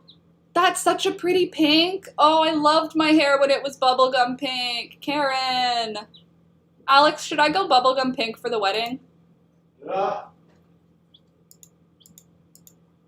Thank you. He says yes. It was a while ago when she cooked the way people eat eggs all around the world. Oh, I did see that. I saw that. That was cool. I saw that on YouTube. I didn't see it in our Discord, but I saw that on YouTube. A Million Ways to Cook an Egg, or cooking eggs from around the world. I've also seen the same channel did eggs from history, like different egg dishes from history. That one was cool. No pink hair. Claudia. Maya, I had gray hairs really early. I'm 40 and I have a gray stripe in my brunette hair. I love it. Yeah, see, that's what I want. If you haven't dyed your hair, you haven't dyed your hair in a long time, Laura. I know. I haven't dyed my hair in this long. I shaved my head and didn't dye it again. I know. I thought it would lighten with the sun. I thought I might end up a little lighter. Well, I can't say I'm never going to dye my hair again, so who's to say? We'll decide. Once I have the dress, I think that's when I'll make more decisions about my style to go with it, you know? Laura, I vote for pink. Well, I have 2 votes because I am the bride. No, I have 3 votes because I'm the bride. So I vote 1 for pink, 1 for brown, and then I am undecided on my tiebreaker. You are pink, girl. Claudia, if God wanted you to have pink hair, he would have given it to you. But he did give it to me in the form of a box of dye. Also, I don't believe in God. Sorry. I don't want anyone to hate me, but... So, part 1, yes, if that's the case, I was supposed to be born with pink hair, then first of all, rude, because I was supposed to be born with pink hair. Why didn't he put pink hair in the genetics? Secondly, yes, I recognize some people don't like tattoos and piercings, but I have piercings and I dye my hair pink. So you're the bride, you have a veto, totally. I always like the pink color on you. I always like the pink color on me. Pink has been my longest running hair color in my life. All of the colors I've dyed my hair, if you added up all the time that each color was used, I had pink hair the longest. And in most of my pictures of memory, it's nice. Claudia, in that discussion, God made hair dye. Yes, I would have been born with purple hair. Totally. Yellow, but the pink with the yellow, yes. Hold on. Yellow, no. But the pink with the yellow, yes. Oh, the yellow hair? You didn't like the yellow hair? I liked it. When I had it, I thought it was really cool. I don't want it as my wedding hair, but I think it was a fun thing. Like, I don't think I would ever dye my hair green. I can't say that I won't, but I don't think I will. Well, once you go gray, you're not allowed to dye it. Yeah, I think if I were to be going white right now, I don't think I would dye it because I think having white hair would be the coolest thing ever. But currently, I have no attachment to the color of my hair. I just don't. But you are so natural in everything. Your color is great the way it is. Well, thanks, Claudia. But you must be relatively new to the stream because I had pink hair up until, shoot. When did I shave my head? How many months do you think this is? However many months ago this is, I had pink hair up until that point. Maybe I had yellow at that point. What? I'm waiting to go more gray so I can dye it lavender. Oh, that'd be pretty. It was pink and shaved. The last thing I had was pink and shaved, and then I shaved it all with one of those bad Corona haircuts. Remember those? Still dealing with it, if you want to have a gander. This is too long. This is too short. So all this can go back in a ponytail. Like a pretty significant, like it's pretty ponytailable now. All this fits in a ponytail. And then this is just too short. So all that is ponytail length now. Not a long ponytail, but unfortunately just this front section is not. Pink, yellow shaved. It was yellow in the summer, so I think that was it. Well, I liked the yellow. I thought the yellow was fun. I really liked the pink roots with the yellow ends. I liked the shaved mohawk. Man, I liked every hair that I've had. The only hair I'm not a huge fan of is when I had to go to the hairdresser to have them fix the shave that I gave myself. It was not good. And I don't know. I haven't decided. Basically, I haven't decided. I will dye my hair if it looks good and if I feel like it. If I don't feel like it, I won't. That's kind of how I'm looking at it. Oh, good grief. I've got to go now. Not a fan of these artificial colors. Well, I might have pink hair when you see me next. I'm just kidding. Oh, yes, you gave yourself a Corona cut. Yes, I tried to use my the hair cutter I use on Alex, and I didn't put a blade on it. So I shaved the side here first at the shortest level. So then I tried to fix it, didn't. Tried to do the other side to even it out, didn't. Had to go to get it haircutted. Had to go get it shaved. A Corona cut. Hey, you know what? At least I was part of a trend, Scrappy. The Corona cuts were a thing. I'm going to get a silk pillowcase so my sides will grow out and not break. Will that help, Dawn? Because is that what's doing it? Because seriously? Hashtag rude. Creative people like to be different. Karen, I think so. Yeah, I think I like sticking out in my own ways. I mean, I don't go out. Like, I don't go out. I'm not a social person in public. Like, yes, I can be social when we're talking, but I'm not really a social out. I don't go to bars. I haven't been to a bar since my little sister's bachelorette party. That was the last time I went to a bar. And she's now been married for 2 years. So, tells you that. Tells you that for that. However, I am social in my online ways, and I'm also unique in my online ways. Like, I like to have pink hair. I like to have handmade clothes. I like to have a colorful mess. I'm basically just a colorful mess. You're going to see my desk in the next vlog. I didn't mean to. I was just trying to show me drawing something, but the whole desk ends up being in it, and it's very messy, and I didn't tidy. Dawn, that's what I heard, and I want my sides to be longer and fuller. Same. I've never had a crazy cut or color. I used to just let it grow and grow. Well, Rebecca, there's nothing wrong with that either, at all. Like, you know what I mean? Like, it looks beautiful if you feel beautiful in it. That's how I feel anyway. Like, I feel beautiful in pink hair, therefore I like having pink hair. It's not really about how other people see it, you know what I mean? So, there's a side of me that loves that other people love pink hair, because every time I've had pink hair, a lot of old people, a lot of young people, fewer people that are in my age range, but a lot of 70-plus-year-olds and a lot of less than 10-year-olds are very comfortable complimenting pink hair. And it's a nice feeling to have like a 6-year-old be like, "Are you the tooth fairy?" And then me having the opportunity to go, "Yes, but don't tell anyone. I'm on my day off." That was probably the best thing I ever said to a child. I hope that I made them believe for at least a few more minutes. You know? That's like the best feeling. Having a little kid think you're a fairy is probably, I think that's why people work at Disney. Just so that people do. You know what? Those two are the two groups that will always give you pure, honest answer. Yeah. And they give nice answers because they have no reason to be jealous. They have no reason to hate on it. Like an old person who's been through a life can go, "Dye your hair pink. You're gonna die one day. You might as well." And babies, little ones, go, that's your hair color. Like, they don't understand that you dyed it yet. So they think you have pink hair. They think that's a possible thing. And then they think the only person who could have pink hair would be a fairy, because pink isn't on any humans I know. And then I get to be a fairy. And usually, if I go out in public, I'm like wearing a dress. If I have pink hair, I'm like in a 1950s dress. So I love the idea. So cute, the tooth fairy. It was like a 5-year-old little girl, and the mom was like, I could see the mom being like, oh no, what will she answer? So I bent down. This was pre-pandemic times, and I full on was like, yes, but shh, don't tell your mom, okay? I'm on my day off. And she was like, it was good.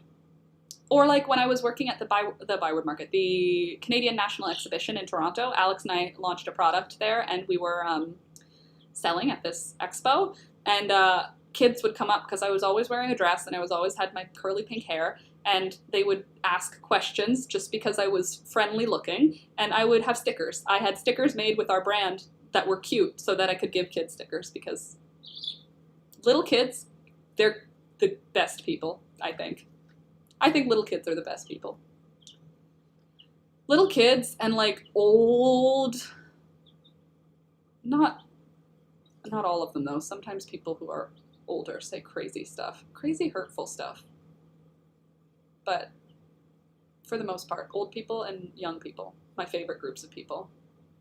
So I guess I need to have kids. I'm just kidding. I don't think that I'm gonna.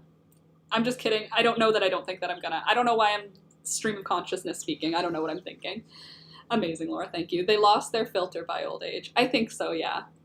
I don't know. I've had multiple senior women say things along the lines of, you're going to die one day. Die at whatever color you want. It doesn't matter. Basically. And I love that because it's true. And it's something that like 45-year-olds seem to forget. Like the people who give me the look of judgment are 30 through 45. That's the judgment age. And like 18 to 35-year-olds, they look at me with judgment when I have colorful hair and like a silly outfit. Everybody on the outskirts of those age groups seems to be very supportive. And the great thing is, I'm not dressing for any of those people. I'm literally dressing for myself, because like, if I was dressing for everybody else, I would just not wear my handmade dress. No, not me. They lost their filter. No, Frida, you guys are great. I just mean in general, the age range, if I'm out in public, the age range that goes like, why is she dressed like that? It's people who are like mid-ranged. Maybe I should dye my hair blue in honor of those ladies. I think so. Although blue fades to green. That's the one reason I haven't ever gone blue. Well, I went blue when I was like a teenager, but I mean like I haven't gone blue as an adult because it's gonna fade to green. And also, it's, like, I don't know. I'm not a fan. Well, I'm going to my cottage today. Oh, Adrian, that's awesome. That's going to be so nice. You can be a cottage fairy. Bring a dress with you so you can get a good cottage core photo. I was going to say, not my generation. None of us in the 80s can bash hair. We did it all! Right? Gosh. Purple fades to blue, fades to green. Not pretty. Yeah. Pink fades to light pink, fades to blonde. Pink is like literally perfect. The color that Karen has, if you look in the Discord, in our group Discord, the color Karen uploaded of her hair color, it fades to nothing. It's perfect. Cotton candy pink is a perfect hair color. I will need a haircut too. Maybe I'll ask for a fairy color. You probably should, Adrian. At least once in your life, everyone should. I could just go swimming in a pool. I'll get green eventually. Man, I wish I could just go swimming in a pool until my hair changed color. I would get a full-on rash if I tried to do that. I'm allergic to chlorine. Or I'm hypersensitive to chlorine. There is no allergy. It is an oxidizer. It burns everybody. It burns me more effectively than average skin. Not great, but such is life.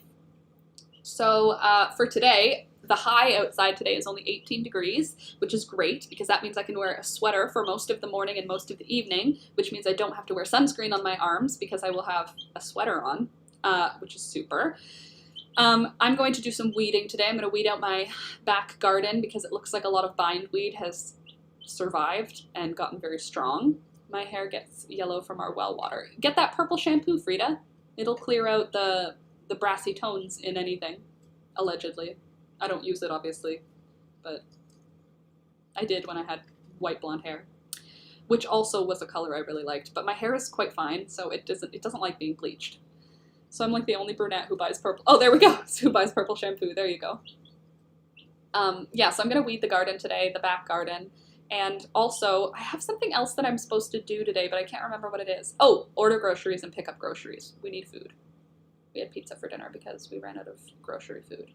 We didn't run out, I just didn't want to cook from scratch, and everything was, like, everything that wasn't to be cooked from scratch was not there anymore. And I didn't want to make sandwiches. Anyway, so we had, what did we have? Pizza Hut. So bad for you. So delicious.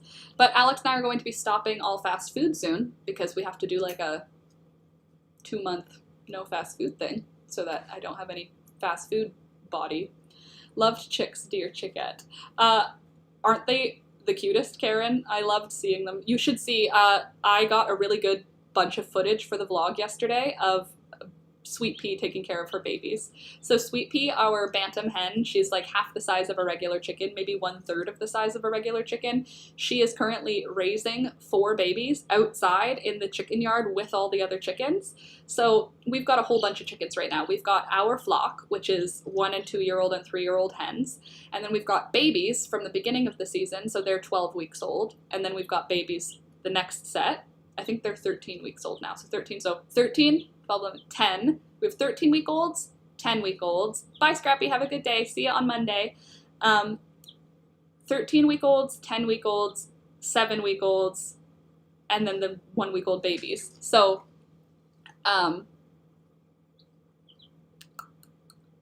so I filmed it. And Sweet Pea has 4 babies outside, and the other 8 babies are inside. And nobody's been a problem. Everybody gets along. Sweet Pea growls at people when she comes close to them, like the other chickens, but for the most part, she just mothers them, and she takes them to the food and takes them to the water, and she hides them underneath her wings if anything scares her, and she's a really good mama. And those babies are skittish. They run away from me when I come near them. These ones, like, I put my hand in the thing, they run away, but then they run towards my hand after.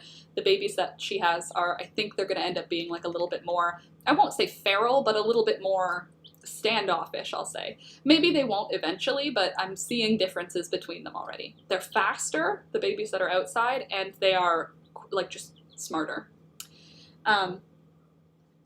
Oh, now I'm just thinking about how fun it would be to eco-print my dresses. That might be actually really cool. Unique idea. I'll have to consider it or figure out how to do it. Oh, and I think that she does her eco-prints on cotton and linen too, so maybe I'll just reach out to her and ask for help. And then she could help with info, maybe. Oh gosh, I did a second bleach on my roots and all the hair broke. That's not good. At least it's underneath, right? I love the fabric of your dress, of your dresses. Thanks, Karen. I think that mostly I just choose cotton because I like the patterns on cotton. Like on cotton, like quilting cotton. I like the patterns that are available, so most of my dresses are just made from quilting cotton. The kids and I had Taco Bell Wednesday. We used to do Taco Bell Tuesday when I was a kid. What's the deals on Wednesday? Sorry about your hair, Frida. That's a bummer. At least, though, it's underneath your hair. So now, for the summer, you'll have short hair at your neck. Or you could just shave that bottom part. That's a thing. Like, I used to do that. Movie star dresses. Karen, you're so sweet. Why you gotta be so sweet? Make me feel nice. Yeah, they broke at the overlap point and it's underneath so it doesn't show. Perfect. Beautiful. You should go to the hairdresser. What is the right word? The hairdresser sounds like something you'd call it in the 80s. What do we call them now? The salon? Laura, I didn't comment when you were showing it, but I love the fabric of your dress. Thanks, Dina. I appreciate that. I think it's going to be really good. Chickens, roosters, and flowers. I love that. Those are like my favorite things. Roosters and flowers. Or chickens and flowers. No, it was several months ago. It's already grown out to match everything else. Oh, good. That's fast. Rude. I mean, happy for you, but I'm not sure there are any deals. We just get taco and burrito box. We had a family of 6 growing up. So we would do Taco Tuesdays, or KFC Tuesday, Toonie Tuesdays at KFC. And that would be like once a month we would have a Toonie Tuesday. The cosmetologist? For a haircut, it's the cosmetologist. I feel like where I go for my haircut, it's hair. They do hair. They might do eyebrow, like waxing. I don't think they do leg waxing. I think they only do things that are neck up. I think all the things that you can get done at my salon are just from the neck up. I'm trying to think if I can see anything in the salon that would indicate otherwise. I don't think so. There's not even the thing to put your feet in. It's just for neck up. I'm going to check my hairdresser once for a bleach when I get my shot. So I'm going to check what my hairdresser wants for a bleach when I get my shot.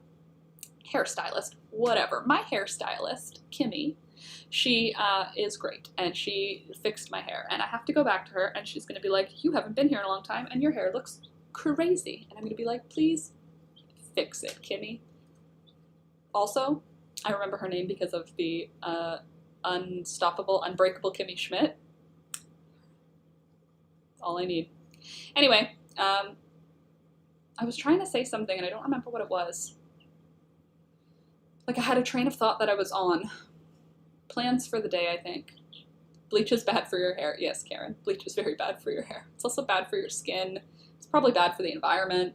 It's probably bad for your drains. Bleach is probably not a good idea, but it is very effective at removing the color from your hair, which I love. Laura, my first time raising ducks and a goose. I hate geese normally, but I just love this little guy. Do you have just one? And is it going to be one of those like white geese? I want one of those white geese that just honks, a guard goose. I want one so bad. I'm not going to do it yet. Been over a decade, I think, since I've been to a hairdresser. Hubby cuts my hair, comb it down, and he straight cuts in the back. I mean, if you've got one length hair, you got no problems, totally. Just do the thing. The problem is that anytime I try to cut my hair, it comes out crazy. Yes, Karen, it's a sacrifice, but I'm betting that the hairdresser is better at applying than I am. I imagine the hairdresser would know by looking at your hair what kind of things it needs. Yes, a white goose. A white goose with a yellow bill and yellow feet is one of my, like, the things that when people are like, manifest your dreams, I manifest a goose. I manifest an emu, a llama, and a goose.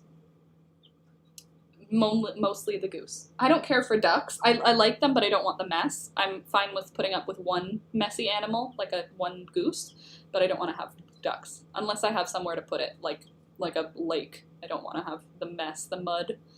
Kids have eye exams later today. It's in an office we've never been to. The other one burned down and haven't opened at the new location. Rebecca, are they going to let you in if your kids are sniffly? They won't let you in anywhere here if you have any symptoms. Even if you're like, oh, it's an ear infection. If your kids are like coughing and sneezing, don't be surprised. Well, wait, you're in the States. Maybe it's different. They wouldn't let you in here if you had symptoms. Even if your symptoms are not related, but similar, you know? Good morning, everyone. Hi, Mary Grace. Sorry I haven't been in the chat. I'm at the doctor getting birth control implant placed in my arm. A birth control implant in your arm? Where are we? What year is it? That sounds pretty cool. I feel like I need to get it a friend. I don't think you do, Laura. I think the duck can speak chicken, or the goose can speak chicken, and I think if you get two, you have the opportunity, A, for them to breed, B, for them to not be friends, and C, for them to not do their job because they're hanging out with each other. Their job is to be a protector animal, right? They aren't coughing at the moment. Okay, good. Then give them some lozenges and pack them in.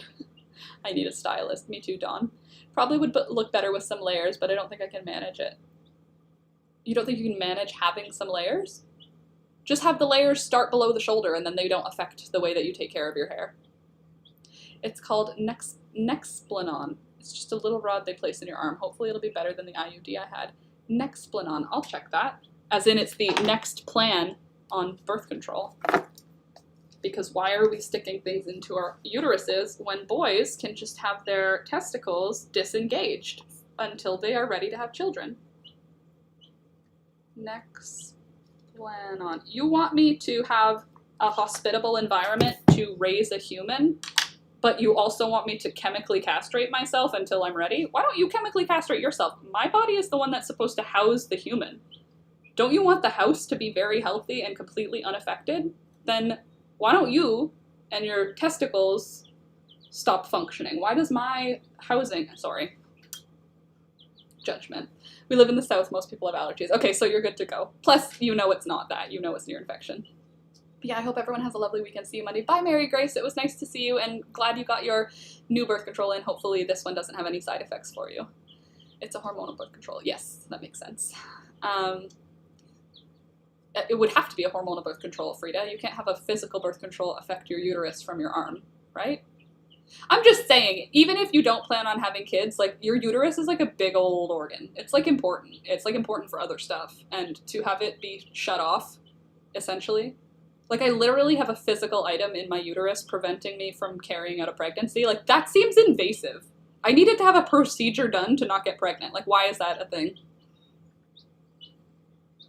Plus, boys have sperm going their whole life from like 10 or 12 years old all the way up until they die, you know? I feel like they have more chances to correct issues, whereas, like, I only have the one uterus, I only have 2 ovaries, and I only have a set number of eggs. Like, the number of eggs in your uterus, or in your ovaries, are the number of eggs you were born with. You only have a certain number. Boys make sperm forever. So, sorry, I have a lot of judgment regarding the birth control debate.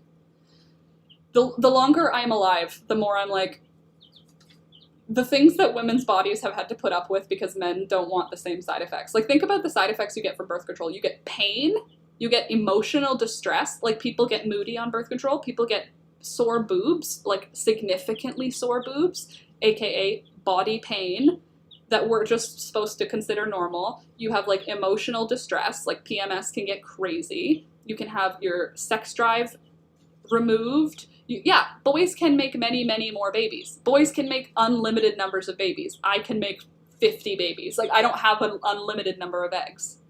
So it's weird that they would be like, let's put chemicals in and affect the limited number of reproductive availability in this group. Instead of being like, let's literally, at birth, boys can have their tubes, like, oh, you're getting a vasectomy? Not a vasectomy. Oh, you're getting a, what's it called when the babies, the snip, when they snip boys as babies? You know the thing I'm talking about. When they do that, just also disengage the testicles. They don't need them. Don't, obviously, that's not going to work because they need to hit puberty and whatever. But you get what I'm saying. What I'm saying is, like, they have, like, an unlimited supply. We don't.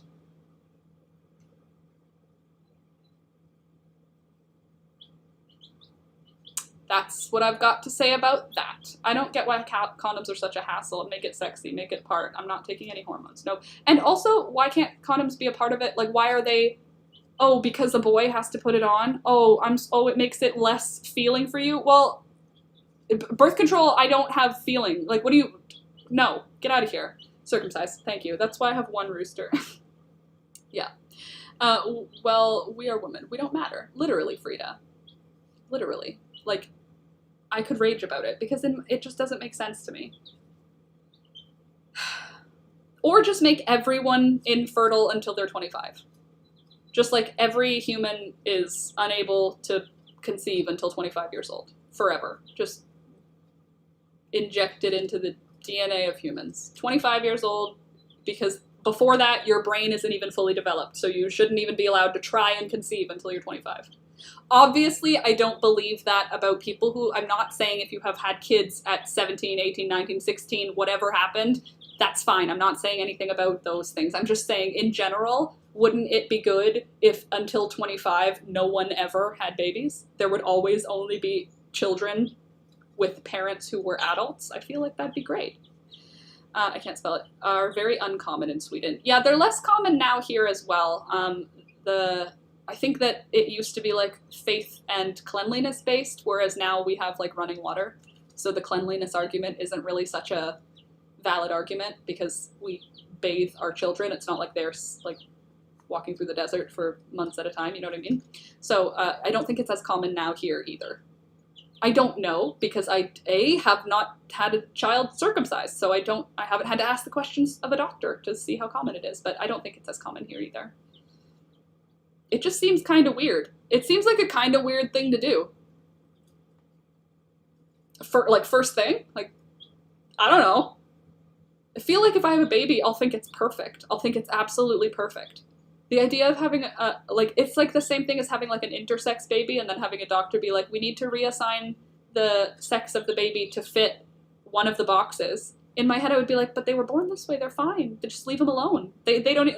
We need to wait until they have a say. I don't know. I just feel like anytime you're doing anything surgically on something that is very small, and who doesn't have a voice to make the choice, it better be just for their health. not for your feelings. Like, if you're like, I don't know, what are we gonna do? Raise it as a girl or boy? That sounds like it's about your feelings now.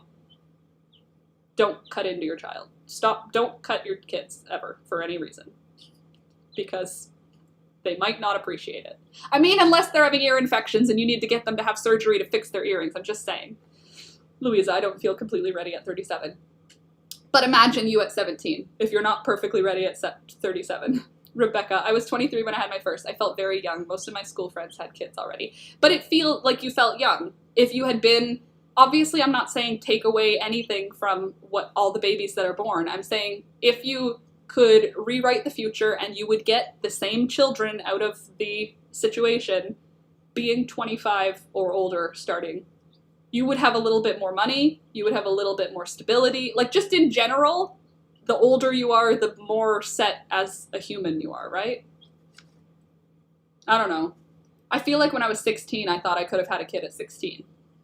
I also thought I was pregnant multiple times at 16, although I was a virgin. So can you imagine if I had become pregnant at 16? I thought somehow there would be a way that I could, like, I took pregnancy tests in high school before I had ever had sex with anyone. I don't think that the brain that I had at that time should have been allowed to conceive a human life. I just don't think that would have been fair for that kid. Jeez. I don't feel completely ready. Well, I don't feel ready. I'm 29 and I don't feel ready. But I love kids. I think they're great. Over there. And they can come hang out with me and then over there again. That's how I feel. Oh, I also have to figure out what I'm going to do with this chamomile and mint. I have chamomile and mint that I need to package up because it's all dried out. So I have to do that today as well. Maybe I'll put it in some jars. That's a leaf. I thought it was a hair. Anyway, I'm not trying to pass judgment. Anything that has happened in any of your lives, if you made the decision actively to have a kid at 16 and you're happy with that decision, I'm happy for you. As long as you and your children are safe, I'm happy for whatever happened. Like, however your kids came to be, I'm happy for you. Unless it was an awful scenario, and I'm happy you have your kids in the end. I'm just saying, if I was the god that was designing the world, I would make everyone hit puberty at 25, and I would make all of the insects that can bite disappear. I think that's pretty reasonable. There's an ant in my flowers. At 17, accident. I have a friend that said they had babies really young. They are doing great. I am happy for them. Hold on, Louisa, I don't feel ready at 37. At 17, accident. I have friends that had babies really young. They're doing great, and I'm happy for them. Yes, totally. Because that's true. Lots of people who raise children are superheroes, right? Like, we already know that. If you are a parent, I'm not talking if you're a sperm donor or not like a literal sperm donor. I mean, like, if you are someone who has had a child, that doesn't make you excellent. If you're a parent, you are a superhero. If you are a mom or a dad, not a mother or a father, you know what I'm saying? There's a difference. If you are a mom or a dad, or a mum, if you're a mum or a dad, you are a superhero. To be a parent that raises and supports children is a completely thankless, the most important thankless job. The second most important thankless job is like teachers and then nurses. Those ones are important too. But parents, real, true parenting is a literal shit show of just doing your best. And I don't know, I think that people who raise children well are exceptional human beings. And that can happen at any time in your life. A 16-year-old can be a really good mom. I'm just saying, a 16-year-old should be able to go fishing and play with their friends. Yes, a 17-year-old can do a great job. They can have kids really young and do a great job parenting. I wish for that 17-year-old to be able to have a childhood. Like, it would have ruined a lot of my really good childhood memories to have had a baby mixed in there, you know? So if I was just sterile until I was 25, along with everyone else in my cohort, imagine being like, there's no way to get pregnant. You aren't doing that until after 25. Imagine the things that you could just like plan in your life. You wouldn't have to go like, oh, should I start thinking about having a kid? Like the way that I'm humming and hawing, being like, is it time? Should I wait? Should we start early? You wouldn't have to have those thoughts until after you hit 25. Like, I started thinking about having kids at like 20. Like, when are we going to start thinking about it? My body has a time limit on it. If I didn't even have to start thinking about it till 25, ooh, beautiful. I miss fishing. Kids and hooks, not my jam. Yeah, I get that. Kids and hooks. See, that's going to be a problem for me. I'm going to be a parent that has, like, kids with just holes all through their hands. Hopefully not their faces. Like, I'm thinking about, like, when kids are awful with fishing, how they go, like, that, and then whatever was behind them is now attached. I've had that happen to me where I've got caught by a hook when someone, and they were going, like, and I was like, it's on me! Kids and hooks, not my jam. Makes sense to me. Anyway, I feel like that's a good way to leave the vlog, the stream. I love you guys, and if you had children and raised them well, I highly respect you. Had my son at the ER twice in 2 weeks because of fishing, because children are damaged. My parents didn't take me to the ER much because I would hide my injuries because I was worried about getting in trouble. So if I got hurt while I was fishing, I didn't want to not be allowed to go fishing again, so I would tend to my wound and go home. I have impaled my hand all the way through my hand, like Jesus style. I was climbing up a tree to catch a bird. Somebody's cockatiel had escaped, and I was climbing up a tree that had thorns on it, and I put my hand on the branch like this, and then pushed up. Like, I grabbed the tree, and then I went like, and in that push, thorn went right through my hand. Like, the skin on the top, okay, it didn't go all the way through my hand, but the skin was like this. Like, it went through minus the last skin. So my skin was up, and then I broke my hand off, and the skin was like that. Like, the thorn was through my hand, and you couldn't see it on this side. So to get it out, I had to go like this. Yeah, it was not good. And I was like, if this gets infected, I'm going to be in so much trouble. That's what my brain did. They're going to not let me climb trees. This is how you know I had anxiety and a fear of authority. Instead of going to my parents with a wound, I tended to it went through your hand, child. Go to your parent. Yeah, oh Laura, yikes. Yeah, it was not great. It was not great. But it was fine. It healed fine. And just a dot. The scar is just a dot. I've got my stigmata. Except it's not. Although I could tell people it is stigmata because, I mean, they don't know I was just trying to rescue a cock. I did rescue the cockatiel, by the way. With a thorn in my hand, closed up my fist, put my fist here, climbed the rest of the tree. Didn't finish climbing the tree. It's not like I stopped there. I had to keep going. Got the cockatiel, put it against my arm, climbed down the tree, returned the cockatiel to its owner. So it all worked out in the end. But yes, no, anytime I hurt myself as a kid, I was very skeptical to go to my parents. Literally anytime I did go to my parents, they would take me to the hospital and have whatever the problem was fixed. And I didn't get in trouble. So I don't know where that fear came from of if you get hurt, you'll get in trouble. But it was there. It was there. Even though when I went, like, I got bit by my gerbil. And I told my mom. And she was like, we have to go get stitches. And I was like, I think I'd rather not. I think I'll just hold out. And she was like, I'm pretty sure it needs stitches, honey. And I was like, I think I'm going to just handle it. And if I need stitches, I'll come back to you. And she was like, okay. And then it healed. And now I just have a scar on my finger. You'd have to stick your other hand. Oh, true. I mean, not if I only take pictures of the one. I disappeared, Frida, because I went on a deep dive. Oh, lol, that's a weird sentence, Frida. My Amazon parrot got to climb trees, but in a leash. Oh, that's so cute, a leashed parrot. Although it kind of heartbreaking at the same time. A bird that has to be leashed. Doesn't that seem kind of sad? Like, I get it, he was a domesticated parrot. Like, if you had him off a leash, he would die if he got away because he can't feed himself. But, like, just the thought of a bird having to be on a leash makes me sad. Anyway, if your kids get wounded, take them to the places, but somehow try and instill a lack of fear in getting wounded. For some reason, I had a worry. Most of the scars on my body are because I tended my own wounds when I was worried about getting in trouble. Did I ever get in trouble for getting hurt? No. Literally, I have no memory of getting in trouble for getting hurt.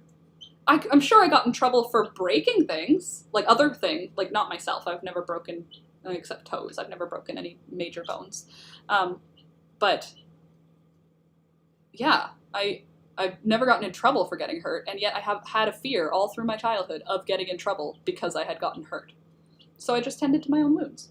Obviously, if they were wounds where I was like not able to stop bleeding, or like if my knee got scraped, that was a mom job, because I didn't want to clean out the dirt. You know when you scrape your knee on the asphalt? It's full of like asphalt.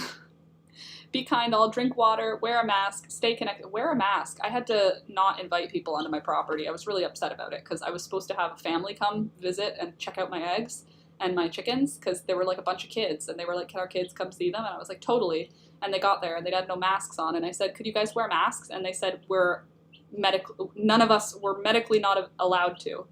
And I was like, I'm sorry, you can't come into my backyard then.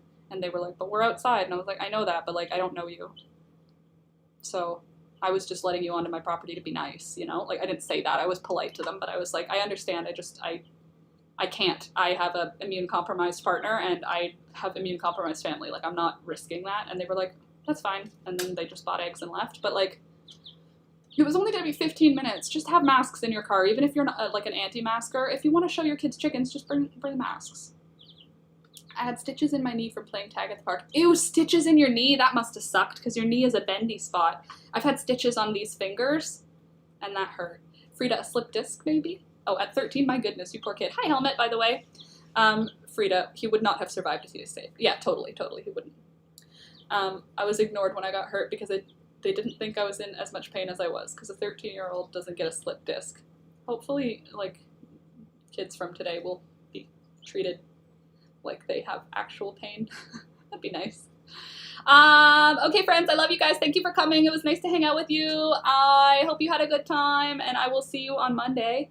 I'm going to go now. Don't, like Candace said, wear a mask while you're out, because not everyone's vaccinated, and if you're someone who isn't getting vaccinated, you better be wearing a mask, because it's your spit that is transmitting the virus. So please wear your mask out in public. Don't forget to like the video. Thank you, Laura. I agree. Like the video. Wash your hands when you come in from playing with your chickens, as to prevent the transmission of salmonella. I will do that. And stay tuned. I think the vlog might come out on Sunday. It might. I was thinking of doing filming on Thursdays and Sundays for vlogs, and that way I can have videos come out on Thursdays and Sundays. Like, the Thursday vlog could come out Sunday, and then the Sunday vlog can come out Thursday. So I will be testing that this weekend. If I can get this video edited today and tomorrow, you will see it. I wear a mask still. Yeah, well, me too. I'm just saying, like, if you're someone who can't get vaccinated, you better be wearing a mask. Anyway, we don't need to make that a whole thing, but I do love you guys. Thank you for coming. I hope you had a good time. Thank you so much to my patrons. We have one new patron who is not listed here, who has a name that I liked to say. Why can't I remember it? Oh, I will shout her out next time, but we have a new patron in the group, so thank you so much for supporting me on Patreon, guys. I really appreciate you, and if you want to support me on Patreon and join the group Discord and get all of the bullet journal patterns I make for my bullet journal, definitely check out the links in the description below. The first one is for my Patreon. You can get there if you want to. Yes, you too, Helmet. I hope you stay safe as well. Everybody stay safe. Be nice to the people that you interact with, because you don't know what they're going through, and you don't know how many other people have said whatever the mean thing in your head is. So say something nice. And just as a final highlight, don't forget to go back to the Barefoot Dyer and give her a nice comment. Let her know you came from here. Okay, love you guys. Bye!